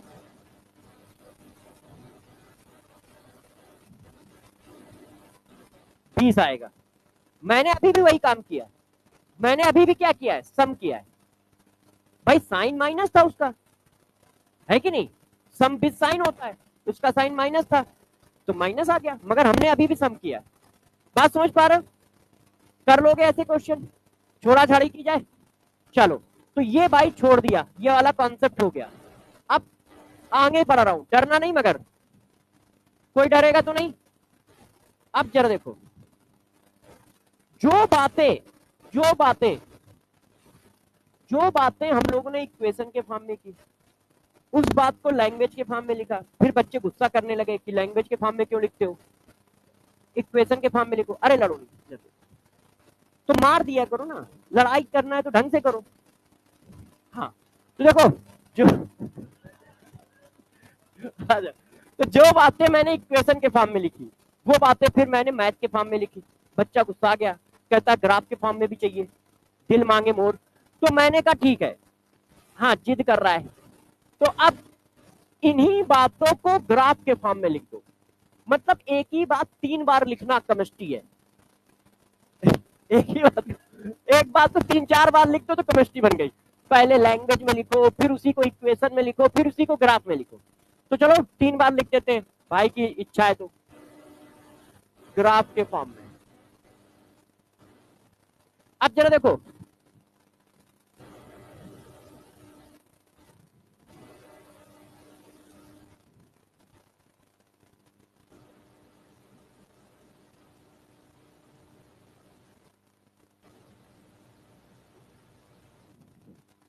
अच्छा एक बात ध्यान रखें, किसी भी बच्चे को यदि मेरी लैंग्वेज से दिक्कत होती है तो बता देना, मैं चेंज कर दूंगा।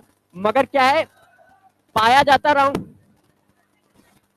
पाया जाता हूं कानपुर में। कानपुर में अब बचपन वहीं बीता है, तो वो अंदर से है, तो वो अंदर से है। ठीक है, तो बनावटी मेरे से बड़ा बड़ा मुश्किल से आता है, फिर वो मैं फील नहीं कर पाता हूँ। अच्छा, हाँ, वो मैंने कहा ना, जो जहां पाया गया हूँ, अब कानपुर में पाया गया हूँ, कानपुरी सारी पूरी निकलेगी। भोजपुरी मुझे आती नहीं, क्योंकि मैं इधर कभी आया नहीं।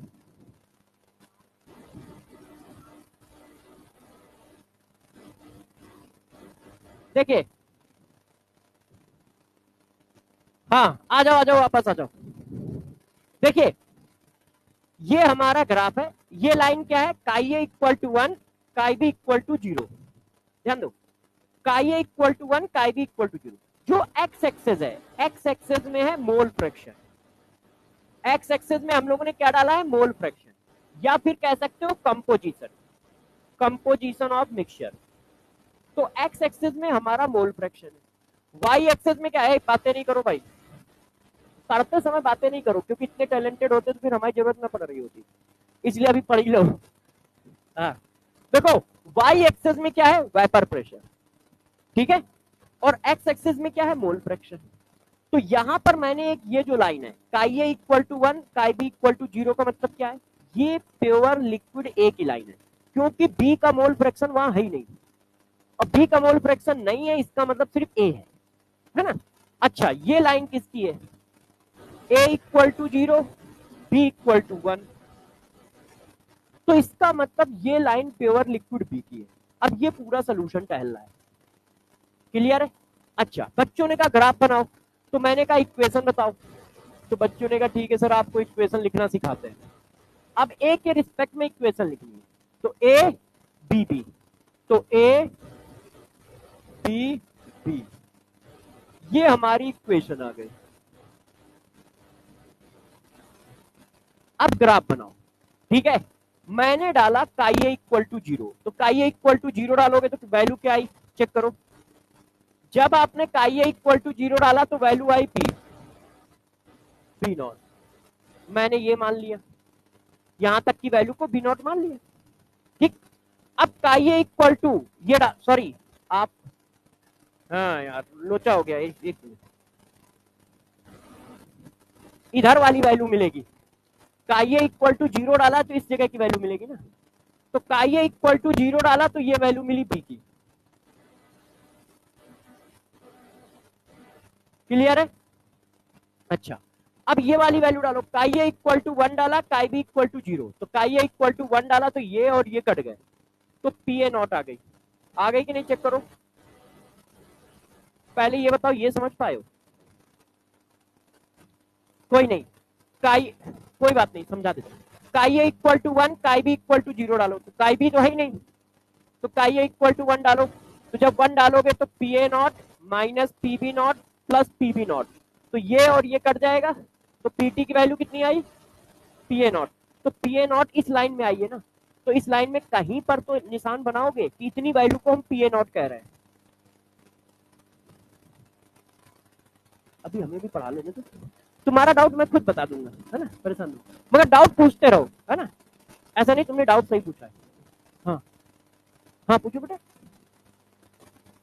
काई ए को 1 क्यों मानते हैं, देखो क्या है, जैसे दो लिक्विड है तो मोल फ्रैक्शन का सम 1 होता है, मतलब मोल फ्रैक्शन की मैक्सिमम वैल्यू 1 है, तो अब मैक्सिमम कितनी हो सकती है, जैसे परसेंटेज की मैक्सिमम वैल्यू 100% है, मैं कहूँ मैक्सिमम परसेंटेज बताओ तो तुम 100 तक जाओगे, उसी तरह मोल फ्रैक्शन की मैक्सिमम वैल्यू 1 होती है, तो हम 1 तक जा रहे हैं, है ना, 1 से ज्यादा जा ही नहीं सकते, क्योंकि मोल फ्रैक्शन की वैल्यू 1 से बड़ी होती ही नहीं है, तो हम कह रहे हैं कि इसकी सबसे बड़ी वैल्यू लेनी है, तो सबसे बड़ी वैल्यू कितनी है, 1, और जब ये सबसे बड़ा होगा तो ये छोटा होगा, क्योंकि दोनों का सम 1 है, तो भाई यदि ये 1 डाल दिया तो ये 0 डालना पड़ेगा, क्योंकि सम कितना है 1, अब ये 1 डाल दिया तो ये 0 डालना पड़ेगा, क्योंकि सम कितना है 1, है ना।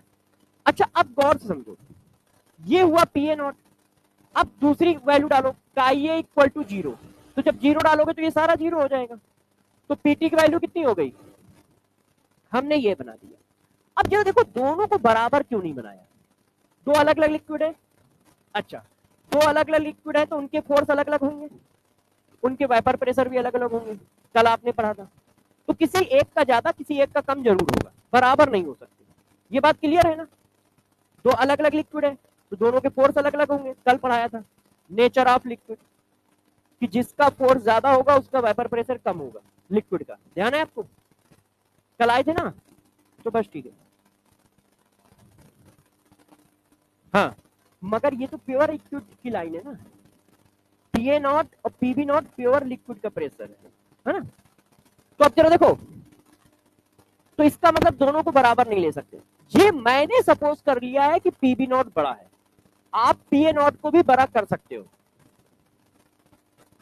हाँ कोई भी बड़ा हो सकता है, मैंने सपोज कर लिया है कि पीबी नॉट बड़ा है, बड़ा कोई भी हो सकता है, आप ये ध्यान रखिएगा एक को हमें बड़ा करना है एक को छोटा करना है, उसके पीछे रीजन क्या है कि ये दो अलग अलग लिक्विड है, तो इनके फोर्सेस अलग अलग होंगे, तो इनके वेपर प्रेशर भी अलग अलग होंगे, बस इतनी सी बात है, वेपर प्रेशर अलग अलग रखने हैं, तो किसी एक को आप बड़ा कर दोगे किसी एक को छोटा कर दोगे, तो मैंने पीबी को बड़ा कर दिया, आप चाहो तो पी ए को बड़ा कर लो, हो सकता है जब क्वेश्चन आए आपके पास तो पी ए बड़ा हो पी बी छोटा हो।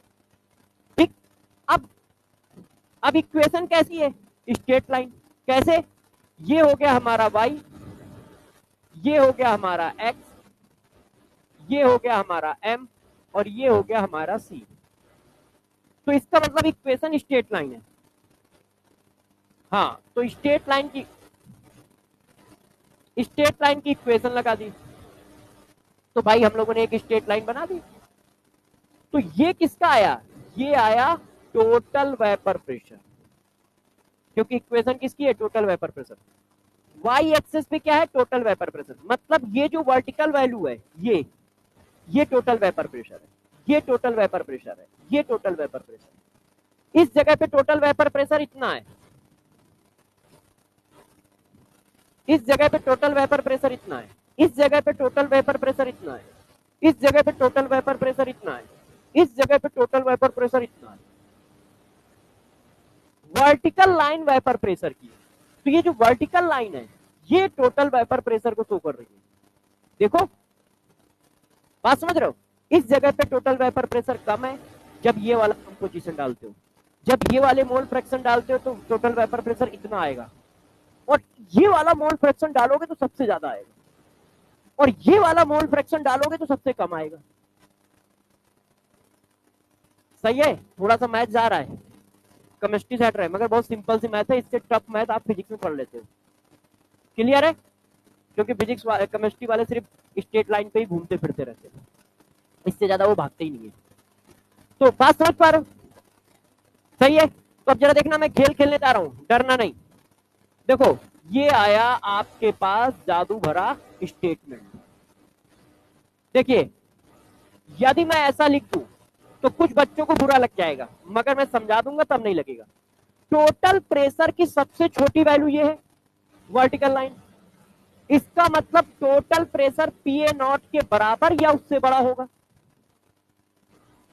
क्यों, ये सारा बड़ा है उससे, और सबसे बड़ी लाइन ये है, इसका मतलब टोटल प्रेशर या तो इसके बराबर या इससे छोटा होगा। इसका मतलब आप देखना, ये बहुत बड़ा काम होने जा रहा है। आपके दो ऑप्शन अपने आप हर क्वेश्चन के कट जाएंगे, मतलब सॉल्व भी ना करो, अपने आप कट गए। टोटल प्रेशर की वैल्यू हमेशा छोटे वाले वेपर प्रेशर से बड़ी और बड़े वाले वेपर प्रेशर से छोटी आएगी, है ना। ठीक है, जो भी छोटा वेपर प्रेशर दिया होगा उससे बड़ी। भाई छपाई कर लियो, लिख लेना, तो समझ तो लो पहले, छपा तो बुकों में ही है ना। टोटल वेपर प्रेशर की वैल्यू छोटे वाले वेपर प्रेशर से बड़ी, बड़े वाले वेपर प्रेशर से छोटी आएगी। क्लियर है ये बात, क्लियर है ये बात।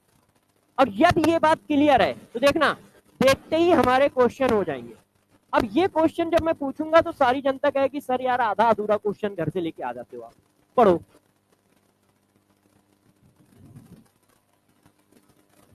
The vapour pressure of pure liquid A and B 500 and 800 mmHg respectively at 350 Kelvin.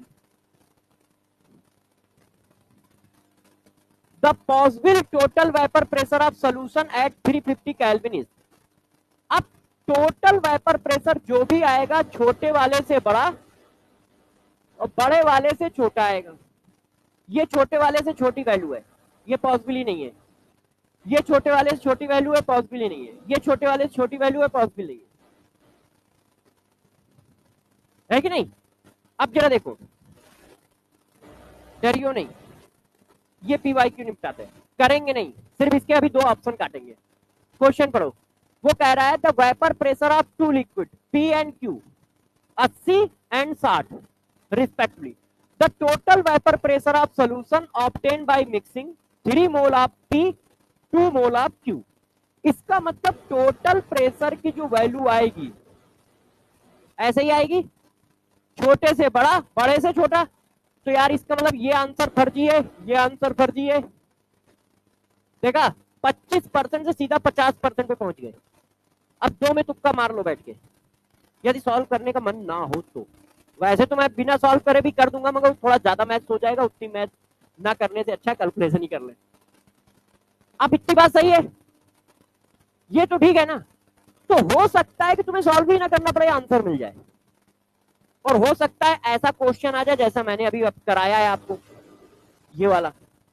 अब इसको, ये क्वेश्चन जब भी आएगा तो बच्चों को लगेगा कि यार ये क्वेश्चन गलत आया है। क्यों? क्योंकि उसको फार्मूले से टोटल प्रेशर निकालने की आदत है। तो वो कहेगा यार तुमने कोई मोल दिए नहीं, मास दिए नहीं, ऐसे ही पूछ ले रहे हो, कैसे बताएं हम। तो उसको एक पॉइंट नहीं याद है कि जो इक्वेशन का ग्राफ बना है, ग्राफ के पास भी जवान होती है, मगर उस जवान को पढ़ने के लिए, सीखने के लिए थोड़ा सा टाइम लगता है ना। जैसे गुंगो बैरक भी जवान होती है, वो अपना बोलते हैं, दूसरा समझ जाता है। वैसे ग्राफ की भी अपनी एक लैंग्वेज है, वो आपको सीखनी कि हाँ ये ग्राफ क्या कह रहा है। तो ग्राफ क्या कह रहा है ये बात समझ पाए, पहला पॉइंट हो गया। ठीक है, क्लियर है सबको? क्लियर है? अच्छा, अब देखना एक और जादू दिखाने जा रहा हूं, एक और जादू, डरियो ना। टोटल प्रेशर की मैक्सिमम वैल्यू किसके बराबर है? टोटल प्रेशर की मैक्सिमम वैल्यू, टोटल प्रेशर की मैक्सिमम वैल्यू इस ग्राफ के हिसाब से पी नॉट के बराबर है, इस ग्राफ के हिसाब से। क्योंकि ये मैंने सपोज किया है कि पीवी नॉट बड़ा है, हो सकता है पीए नॉट बड़ा है। तो टोटल प्रेशर की मैक्सिमम वैल्यू हमेशा बड़े वाले वेपर प्रेशर के बराबर होगी। यहाँ पे भी मान रखा है इसलिए बी के बराबर है, यदि उसने ए माना होगा तो ए के बराबर होगी। प्रभु इधर ध्यान दो। अरे भाई शादीशुदा, तुम लोग क्यों क्यों बातें कर रहे हो? हाँ तो फोन आया तो इतना डरने की क्या जरूरत है? डरो नहीं, नहीं तो फिर तुम जी नहीं पाओगे वहां, क्योंकि इसके बाद तो और खतरे है। अभी तो ये शुरुआत है, ये तो पहला स्टेप है। लास्ट स्टेप तक तो तुमको आत्महत्या करनी पड़ जाएगी। इधर देखो, पढ़ाई पे वापस आ जाओ। देखो टोटल प्रेशर की मैक्सिमम वैल्यू क्या होगी? टोटल प्रेशर की मैक्सिमम वैल्यू जो होगी बड़े वाले वेपर प्रेशर के बराबर होगी। तो मैं लिख दे रहा हूं टोटल प्रेशर की मैक्सिमम वैल्यू, ठीक है, maximum vapour pressure of pure liquid के इक्वल होगी। मतलब क्या हुआ? यदि टोटल प्रेशर की मैक्सिमम वैल्यू पीवी नॉट है तो इसका मतलब पीवी नॉट बड़ा है, पीए नॉट छोटा है। यदि टोटल प्रेशर की मैक्सिमम वैल्यू पीए नॉट के बराबर है, इसका मतलब पीवी नॉट छोटा होगा, पीए नॉट बड़ा होगा। जो बड़ा होगा उसके बराबर होगी। क्लियर है? क्योंकि ऐसा क्वेश्चन भी पूछा जा सकता है। ठीक है, उस सारी वैल्यू देने के बाद ये पूछेगा कि इसकी मैक्सिमम पॉसिबल वैल्यू क्या हो सकती है। ऑप्शन देगा, एक शायद मैंने क्वेश्चन बना भी रखा है इसमें, अभी कराऊंगा, पहले थोड़े कॉन्सेप्ट पढ़ा लूं।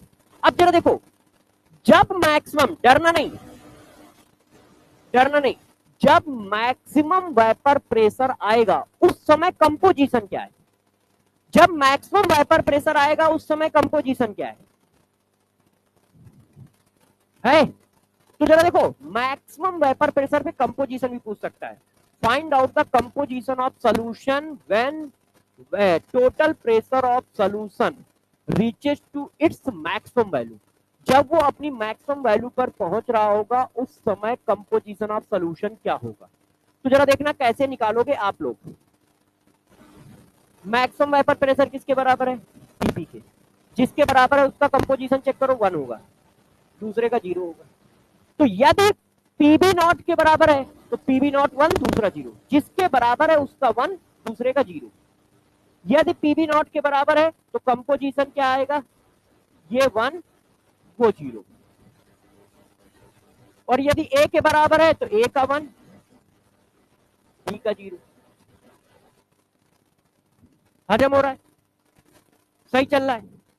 अब देखो यार, एक आध क्वेश्चन निपटा लेते हैं, जैसे थोड़ा सा कॉन्फिडेंस बनता रहे, है ना। थ्योरी पढ़ते पढ़ते भी बच्चे बोर हो जाते हैं। तो जरा देखो, इस क्वेश्चन को आधा कराए थे, आधा आप कर देते हैं। हाँ, तो अब देखो, हमने देखा यार ये बात है, तो मैंने क्वेश्चन लगा दिया।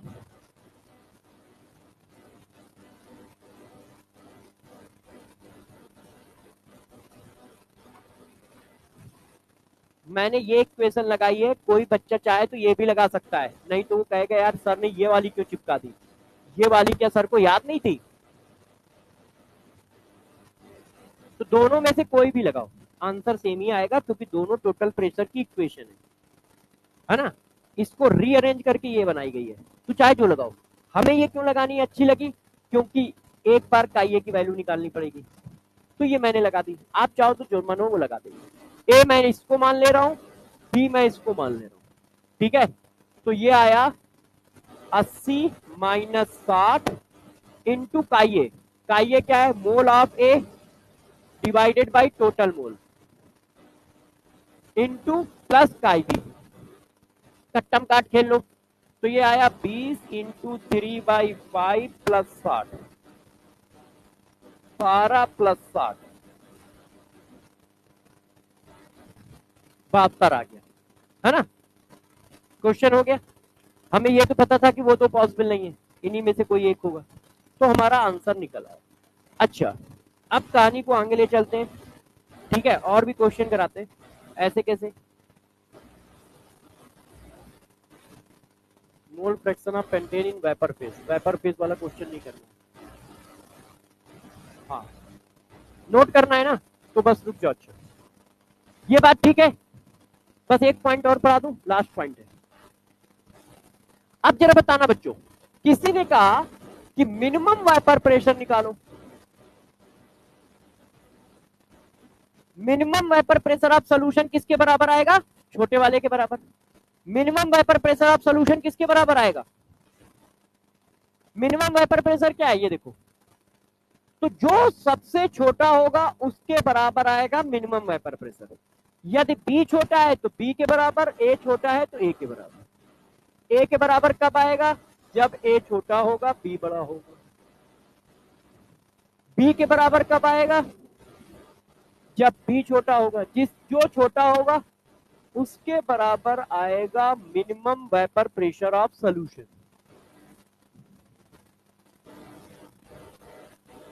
यहां तक क्लियर है। अब कंपोजिशन पूछता है कि ये बताओ, कल find out the composition of solution when total vapour pressure value reaches to minimum. जब वो अपनी लोएस्ट वैल्यू पर होगा उस समय कंपोजिशन क्या होगा। तो जिसके बराबर होगा वो 1, दूसरा 0। बी ए के बराबर है तो A1 B0, बी के बराबर है तो A0 B1। क्लियर है, कर लो वे, समझ गए हो। तो एक क्वेश्चन दे देता हूं, फिर आप लोग आराम से छापो, ठीक है। देखिए,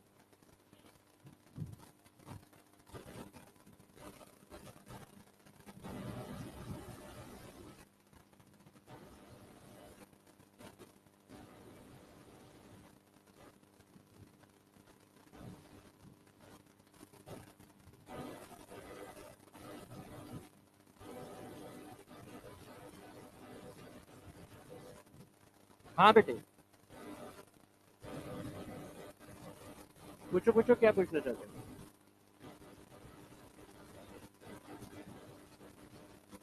हाँ, दो अलग अलग लिक्विड का पार्शियल प्रेशर सेम हो सकता है। प्योर लिक्विड का तो वेपर प्रेशर होता है, वेपर प्रेशर सेम नहीं हो सकता।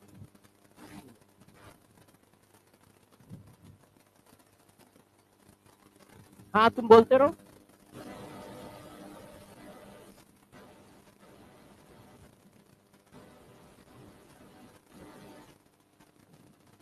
ठीक है, अब देखो मैंने क्वेश्चन क्या लिखा है, जरा समझिएगा और बताइएगा। कैलकुलेट, पहला पॉइंट,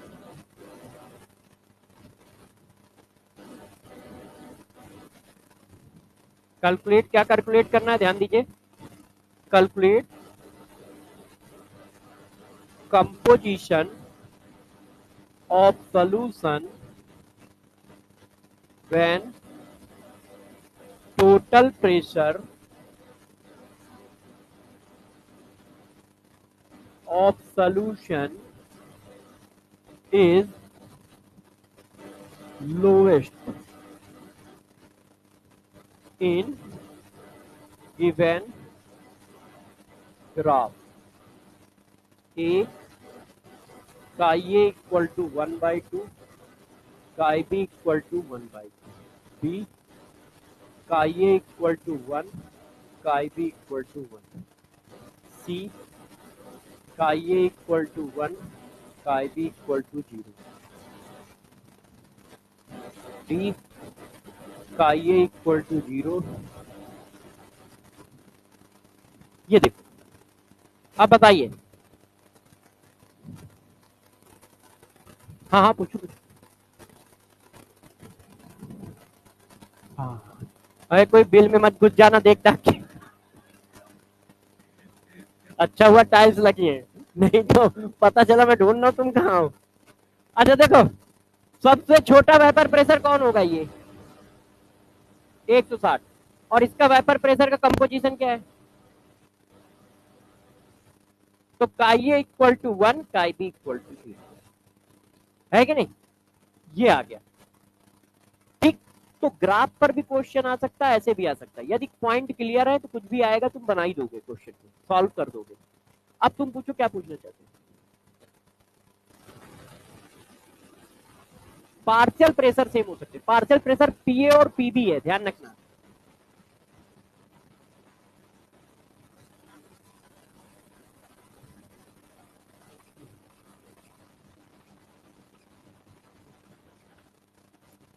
जब पीए नॉट पीबी नॉट अलग है तो इसका मतलब काई और काई बी भी अलग होगा, तभी तो सेम हो पाएंगे।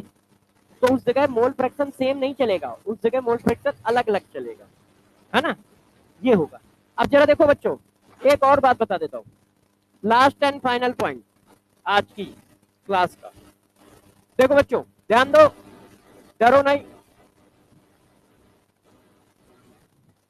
यदि दो लिक्विड के, यदि दोनों लिक्विड के मोल बराबर हैं, इधर ध्यान दो, if mole of both liquid is equal, डरो नहीं भाई, यदि दोनों लिक्विड के मोल बराबर हैं, कुछ भी हो, एक एक हो, दो दो हो, 10 10 हो, 20 20 हो, बस बराबर है, तो टोटल प्रेशर हमेशा पीए नॉट पीबी नॉट का एवरेज आएगा। ऐसा क्यों कह रहा हूं? थोड़ी सी मैथ्स है। यदि मोल फ्रैक्शन, मोल बराबर होंगे तो हमेशा मोल फ्रैक्शन आधा आता है।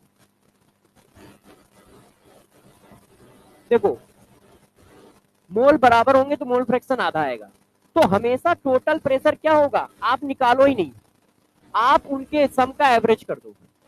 क्यों ना निकालो? क्योंकि मोल फ्रैक्शन आधा आएगा।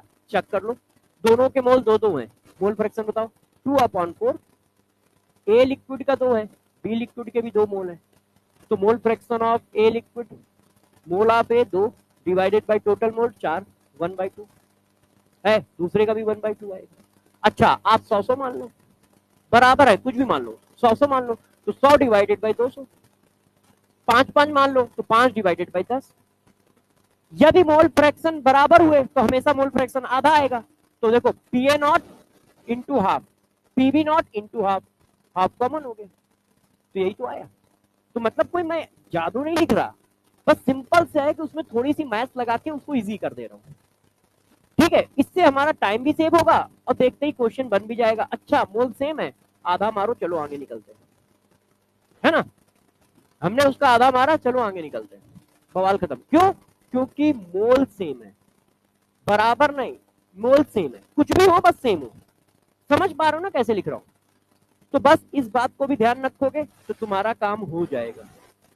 अब हम लोगों ने क्लास मतलब केस नंबर 1 कर लिया है। अब मुझे टाइम बताओ कितना बचा है?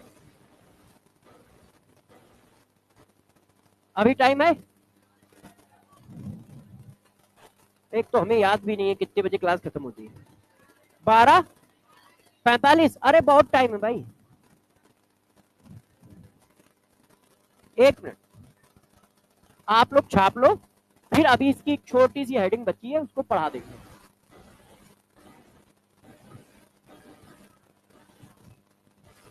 भाई देखो, तुम्हें नोट नहीं करना, तुम्हारे पास नोट होगा, मगर हमें तो सारी जनता को पढ़ाना है। ये वाला नोट है, ये सब नोट है, ये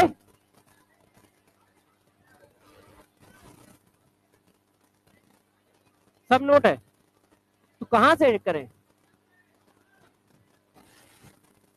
ये ग्राफ से।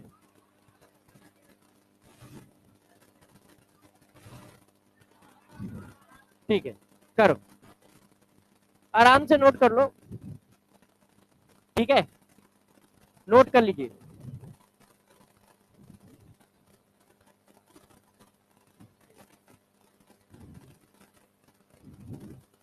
तो संडे को तुम लोग पढ़ाई करते हो कि और कुछ भी काम है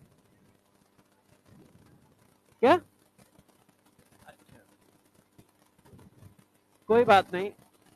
यही देखो, नॉलेज इसी बात का होना चाहिए, कब क्या करना है। मेहनत तो देखो यार, कुत्ते भी कर लेते हैं, घोड़े भी कर लेते हैं, रिक्शे वाले भी कर लेता है, हम भी कर रहे हैं, तुम भी कर रहे हो, मगर उसको ये नहीं पता होता है कब मेहनत करनी है और कहाँ मेहनत करनी है। यही डिफरेंस होता है सिलेक्शन में। बस आपको पता होनी चाहिए मेहनत कब और कौन सी करनी है। भाई क्रिकेट खेल रहे हो, उसमें मेहनत हो ही रही है, मगर वो मेहनत से रिजल्ट नहीं आने वाला, जीरो। ऐसा नहीं क्रिकेट खेलना कोई बुरी बात है, क्रिकेट खेलना कोई बुरी बात नहीं। एक बार सिलेक्शन मिल जाए, तुम यार 24 घंटे पार्क में ही रहना, कौन रोकने वाला है? भाई संडे संडे क्यों जा रहे हो? हम डेली जाएंगे, बताओ क्या दिक्कत है? कोई दिक्कत नहीं है, खेलो यार।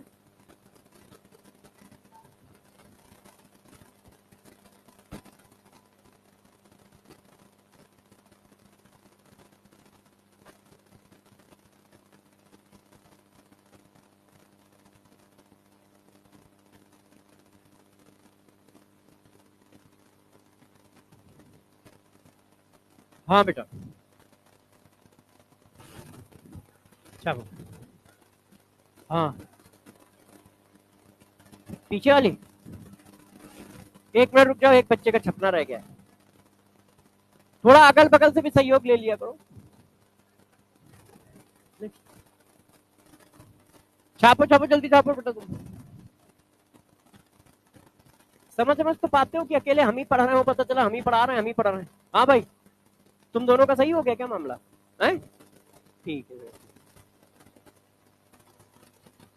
सही है भाई तुम्हारा उधर है।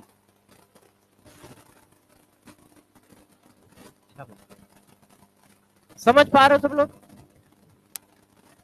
समझ पा रहे हो तुम लोग? हाँ,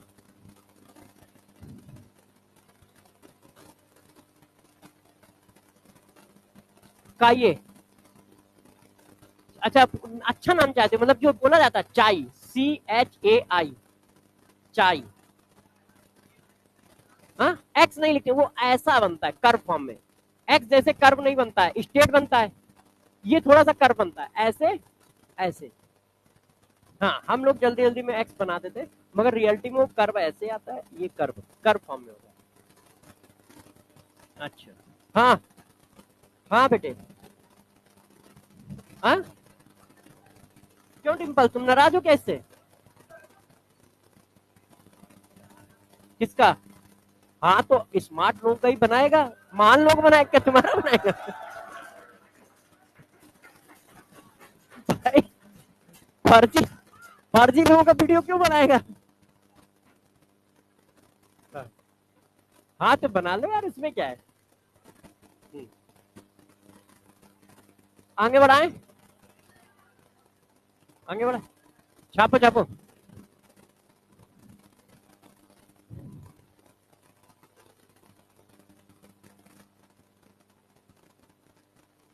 छप गया, पढ़ाया जाए।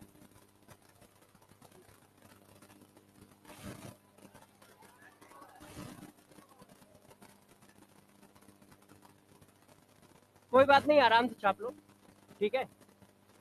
हाँ।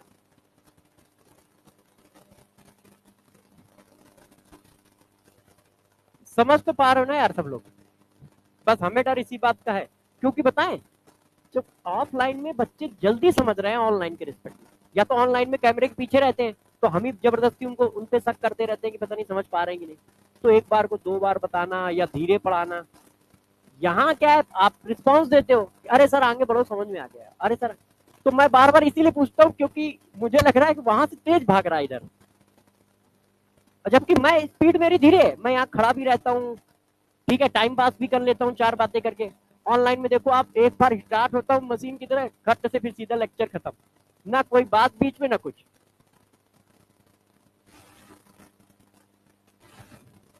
तो यहाँ सामने रहते तो आप बताते रहे तो सर समझ में आ गया, निकलो निकलो आप, बढ़ो बढ़ो बढ़ो। वहां पे अकेले खुद समझना पड़ता है कि भाई पीछे वाले समझ पा रहे हैं कि नहीं पा रहे हैं, उनको कैसे बताना है। आगे बढ़े। और भाई थोड़ा स्पीड से छापो, बातें कर करके छापोगे तो आगे कर देंगे हम स्लाइड। जल्दी छाप लो यार, बगल वाले से देख लो एक बार, जल्दी छाप लो। अच्छा आप देखो, अभी तक आपने क्या किया, सोल्यूशन के अंदर की बात की है। आप लोगों ने जो ऊपर वेपर बन रही है उसकी बात की नहीं है, बस उसका प्रेशर निकाला है। अब हम लोग बात करने जा रहे हैं कि जो वेपर बन रही है वो क्या है। क्या अकेले ए की वेपर है? नहीं। क्या अकेले बी की वेपर है? नहीं, दोनों की वेपर है। तो जब दो गैस के मिक्सचर होंगे तो उनके भी तो मोल फ्रैक्शन होंगे, है कि नहीं? भाई गैस का मिक्सचर है तो गैस के मिक्सचर का मोल फ्रैक्शन होगा। आप जो मोल फ्रैक्शन क्वेश्चन में डाल रहे हो वो तो लिक्विड में डाल रहे हो ना, सोल्यूशन वाले का। ये क्या है, सोल्यूशन में लिक्विड ए के मोल फ्रैक्शन का भी क्या है, सोल्यूशन में लिक्विड बी के मोल फ्रैक्शन। अब ये जो वेपर है, वेपर में ए का कितना मोल फ्रैक्शन है, वेपर में बी का मोल फ्रैक्शन कितना है। अब इसकी बारी आ रही है। हाँ माइनस, बेटा माइनस पी नहीं है ये, एक्चुअल में ये मैंने कहा था कि ये जो लाइन है ये टोटल वेपर प्रेशर आप सोल्यूशन को रिप्रेजेंट कर रही है। हाथ हाथ लग गया होगा तो डिलीट हो गया है ना। नजर तो तुम ही मारते हो यार, और कोई थोड़ी मार। अब आ जाओ, 2 मिनट दे दो फिर आराम से छापिए। अब जरा देखो बच्चों, पहले दिखा दूं कि हम लोग करना क्या चाह रहे हैं। कहां गया फिगर, ये फिगर, इधर ध्यान दो।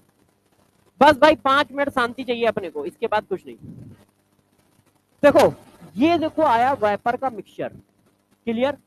आपने अभी तक मोल फ्रैक्शन इसके निकाले, काई क्या है, लिक्विड ए का मोल फ्रैक्शन सोल्यूशन में, काई बी क्या है, लिक्विड बी का मोल फ्रैक्शन सोल्यूशन में, है कि नहीं। अब आप ये कह रहे हो कि ये जो गैस का मिक्सचर है, वेपर का मिक्सचर है, इसमें ए लिक्विड का मोल फ्रैक्शन कितना है, इसमें वेपर फेज में ए लिक्विड का मोल फ्रैक्शन कितना है, वाई ए। वेपर में बी लिक्विड का मोल फ्रैक्शन कितना है, वाई बी। इसकी वैल्यू आप काउंट कर रहे हैं, इसमें नहीं इसमें काउंट कर रहे हैं। तो अब देखो वो कैसे करते हैं इसके बारे में सिखाता हूं, वो कैसे करते हैं इसके बारे में सिखाते हैं। बहुत इजी है, आप जानते हो। तो पहले हेडिंग चिपका दें। देखो mole fraction, mole fraction of liquid A and liquid be in vapour phase. आपको कहां के मोल फ्रैक्शन चाहिए, वेपर फेज के मोल फ्रैक्शन चाहिए। जो वेपर बनी है उसमें लिक्विड ए और लिक्विड बी के मोल फ्रैक्शन क्या है, अब हमें वो चाहिए। बात समझ पा रहे हो सब लोग? अच्छा अब वो निकलेंगे कैसे जरा बताते हैं। देखो बच्चों, जिसका मोल फ्रैक्शन निकालना हो, जिसका मोल फ्रैक्शन निकालना हो वेपर फेज, जिसका मोल फ्रैक्शन वेपर फेज में निकालना है उसको ऊपर रखना है, डिवाइडेड बाय टोटल प्रेशर। जिसका मोल फ्रैक्शन निकालना है उसको ऊपर, नीचे डिवाइडेड बाय टोटल प्रेशर। और ये मैंने क्या लगाया, डाल्टन लॉ। डाल्टन लॉ का प्रेशर क्या होता था, डाल्टन लॉ ने बताया था किसी गैस का इंडिविजुअल प्रेशर उसके mole fraction into total pressure के इक्वल होता है। डाल्टन भैया ने ये बताया था किसी गैस का इंडिविजुअल पार्शियल प्रेशर उस गैस के mole fraction into total pressure के बराबर होता है। ये डाल्टन लॉ ने बताया है पार्शियल प्रेशर निकालने का, राउट्स ने नहीं। राउट्स ने इसी चीज की वैल्यू क्या बताई है, राउट्स ने कहा है किसी गैस का पार्शियल प्रेशर उसके स्टैंडर्ड प्रेशर और मोल फ्रैक्शन इन सॉल्यूशन के बराबर होता है। डाल्टन ने ये बताया। तो अब हम गैस की बात कर रहे हैं, गैस मिक्सचर की बात कर रहे हैं, तो अपने डाल्टन भैया को याद किया। तो डाल्टन ने ये बताया था तो मैं इसको इसके नीचे लेके चला गया क्योंकि हमें वाई की वैल्यू चाहिए थी। तो देखो, जिसका, गौर सुनिए, जिसका मोल फ्रैक्शन वेपर फेज में निकालना हो उसका पार्शियल प्रेशर ऊपर, नीचे टोटल प्रेशर, ये देखो इसको इसके नीचे ले आया हूं, बस वही काम किया है, मतलब डाल्टन लॉ को ही लगाया है मैंने बस, मगर हमारा फोकस इस बार मोल फ्रैक्शन पे था तो हम उसको नीचे लाके एक नया टाइप का फार्मूला दिखा रहे हैं जबकि वही चीज है ना, बस दिखाने का प्रेजेंटेशन अलग कर दिया है। देखो डाल्टन लॉ ही तो लिखा है, बस इस चीज को मैं नीचे ले आया। अब बताओ, यदि बी का मोल फ्रैक्शन निकालोगे तो फार्मूला क्या बनाओगे? बी का पार्शियल प्रेशर डिवाइडेड बाई, अब पार्शियल प्रेशर कैसे निकलेगा? राउल्स लॉ से। टोटल प्रेशर कैसे निकलेगा?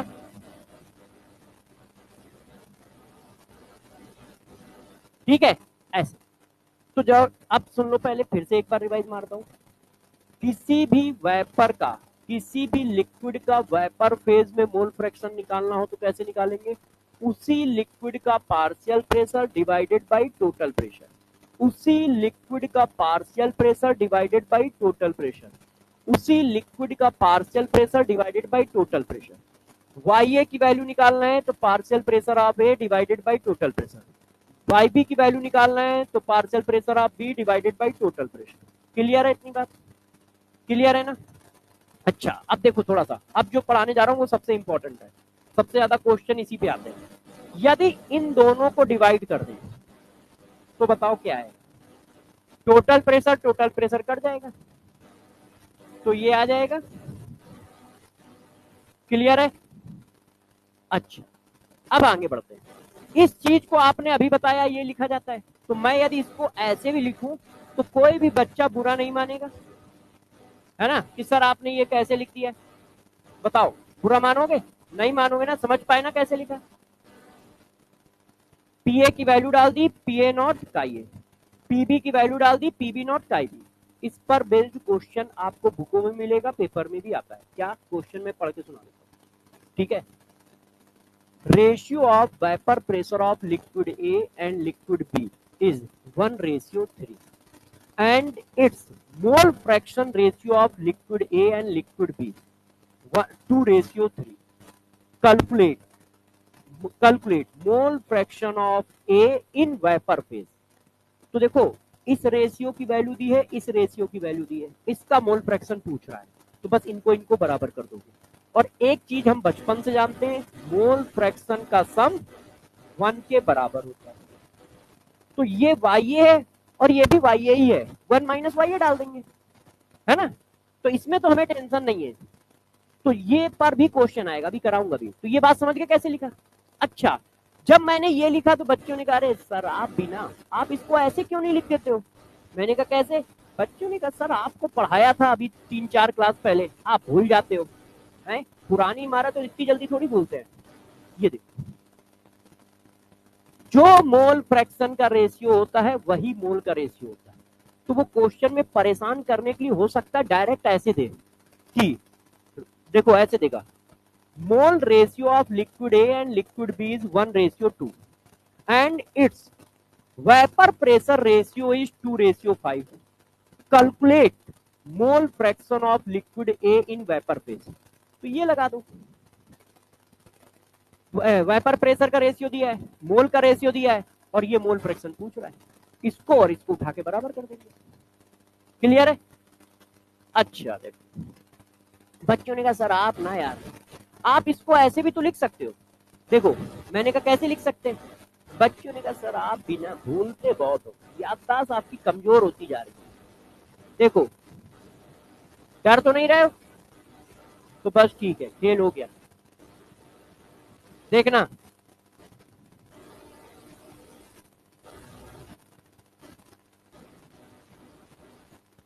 देखो मैंने आपको कंसंट्रेशन में पढ़ाया था, मोल फ्रैक्शन का रेशियो जो होता है वो इसके बराबर भी होता है, molality of solution into molecular weight of solvent divided by 1000। ध्यान है? हो सकता है वो मोलरिटी दे और मोल फ्रैक्शन पूछे, अलग अलग टाइप के वो क्वेश्चन बनाता है, एक ही फार्मूले को करना है। तो जितना इंपॉर्टेंट ये वाले नहीं है ना, उतना इंपॉर्टेंट ये, और ये किसी बुक में नहीं मिलेंगे। क्यों? क्योंकि ये क्रिएशन है। ये तो मान लो मिल जाएंगे क्योंकि ये डायरेक्ट फार्मूले, डायरेक्ट फार्मूले को, ठीक है, आप थोड़ा सा ट्विस्ट करके जो बना रहे हो उस पे सारे क्वेश्चन रहते हैं। तो ये जो मैंने लिखा है आप इस पर फोकस रखिएगा, काफी क्वेश्चन आएंगे। ये देखो, और मैंने किया क्या? कुछ नहीं किया। बात समझ पाए भाई? इन दोनों को डिवाइड करोगे, ये आ गया। इसको हम ये लिख सकते हैं, बचपन से लिखते आ रहे हैं, 2 दिन से लिख ही रहे हैं, है ना। इसको ये लिख सकते हैं और इसको ये लिख सकते हैं, और ये सारी बातें हम पीछे लिख के आए। ये बात समझ तो गए हो ना, लिखा कैसे है? क्लियर है? तो यार अब आप कहोगे कि क्वेश्चन करो,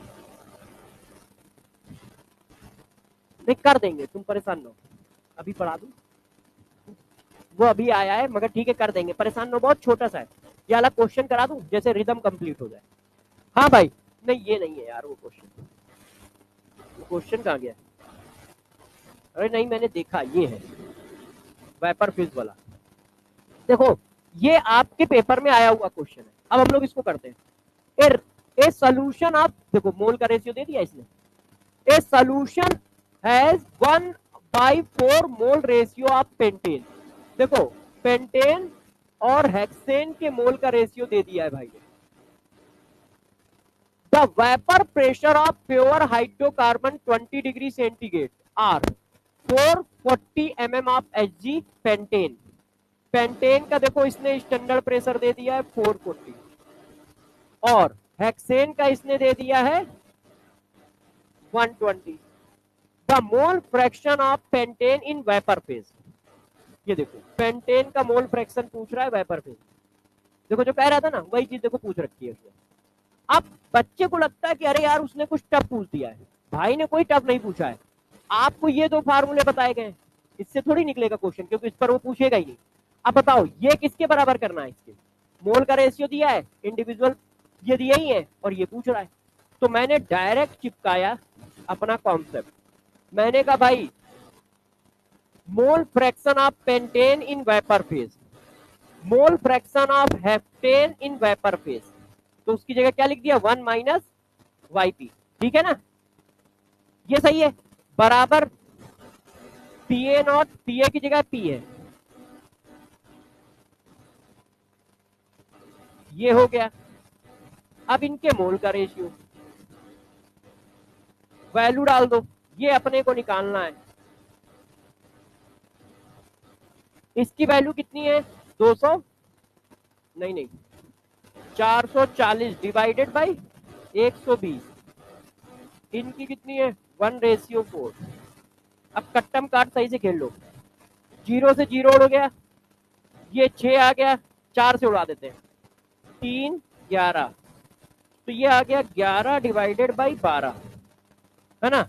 उधर गया तो 12YP, 11 minus 11YP, YP equal to आ गया 11 डिवाइडेड बाई 23। अब बताओ ये आता कितना है?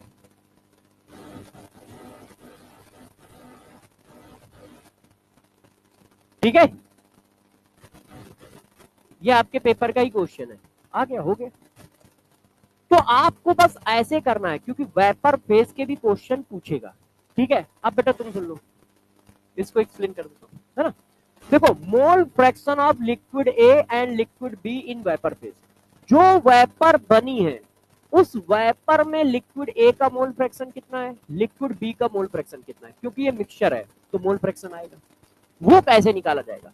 तो जिस लिक्विड का मोल फ्रैक्शन वेपर फेज में निकालना है उसका partial pressure divided by total pressure. जिस लिक्विड का मोल फ्रैक्शन वेपर फेज में निकालना है उसका partial pressure divided by total pressure. ठीक है, पार्शियल प्रेशर राउट्स लॉ से लिखना हमको पहले से पता है, PA नॉट का ये टोटल प्रेशर का फार्मूला हमें पहले से ही पता है। फिर मैंने कहा इन दोनों को ये डिवाइड कर दिया जाए तो ये आ जाएगा, PT और PT कट गया, तो PA not divided by PB not आ जाएगा। इन दोनों को डिवाइड करोगे तो क्लियर। अब PA नॉट को क्या लिख सकते हो, सॉरी PA को क्या लिख सकते हो? PA नॉट का ये पीवी को क्या लिख सकते हो, पीवी नॉट काई बी, तो इनको इस तरह से भी लिखा जा सकता है। जो मोल फ्रैक्शन का रेशियो होता है वही मोल का रेशियो होता है, मोल कॉन्सेप्ट में पढ़ाया है। तो काई ए अपॉन काई बी की जगह N A upon N B भी लिख सकते हो। फिर मैंने मोल कॉन्सेप्ट में पढ़ाया है कि काई ए अपॉन काई बी इक्वल टू होता है molarity into molecular weight of solvent divided by 1000। तो काई ए अपॉन काई बी की जगह ये भी लिखा जा सकता है। बस ये करके दे दिया। अब क्वेश्चन वो क्या करता है, इस फॉर्मेट में ज्यादा पूछता है। जैसे अभी देखो जो क्वेश्चन किया वो इसी फॉर्मेट का था, इसका था ही नहीं। कर लोगे सब लोग? अब आप आराम से नोट कर लो।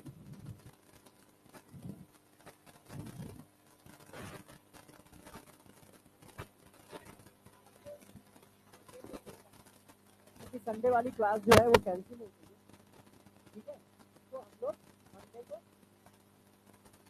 हाँ बेटा क्या, हाँ तो अभी मैं ठीक हूँ, ठीक हूँ, मैं जाने के बाद नीचे ही आऊँगा, नीचे वहाँ पैसा मिलेगा है ना, नीचे ना तो आपका कुछ चलेगा ना, और उसमें टेबल पे बैठा होगा, मैं उसी जगह पे बैठा मिलेगा। हम लोग जिसके जो डाउट हो अपना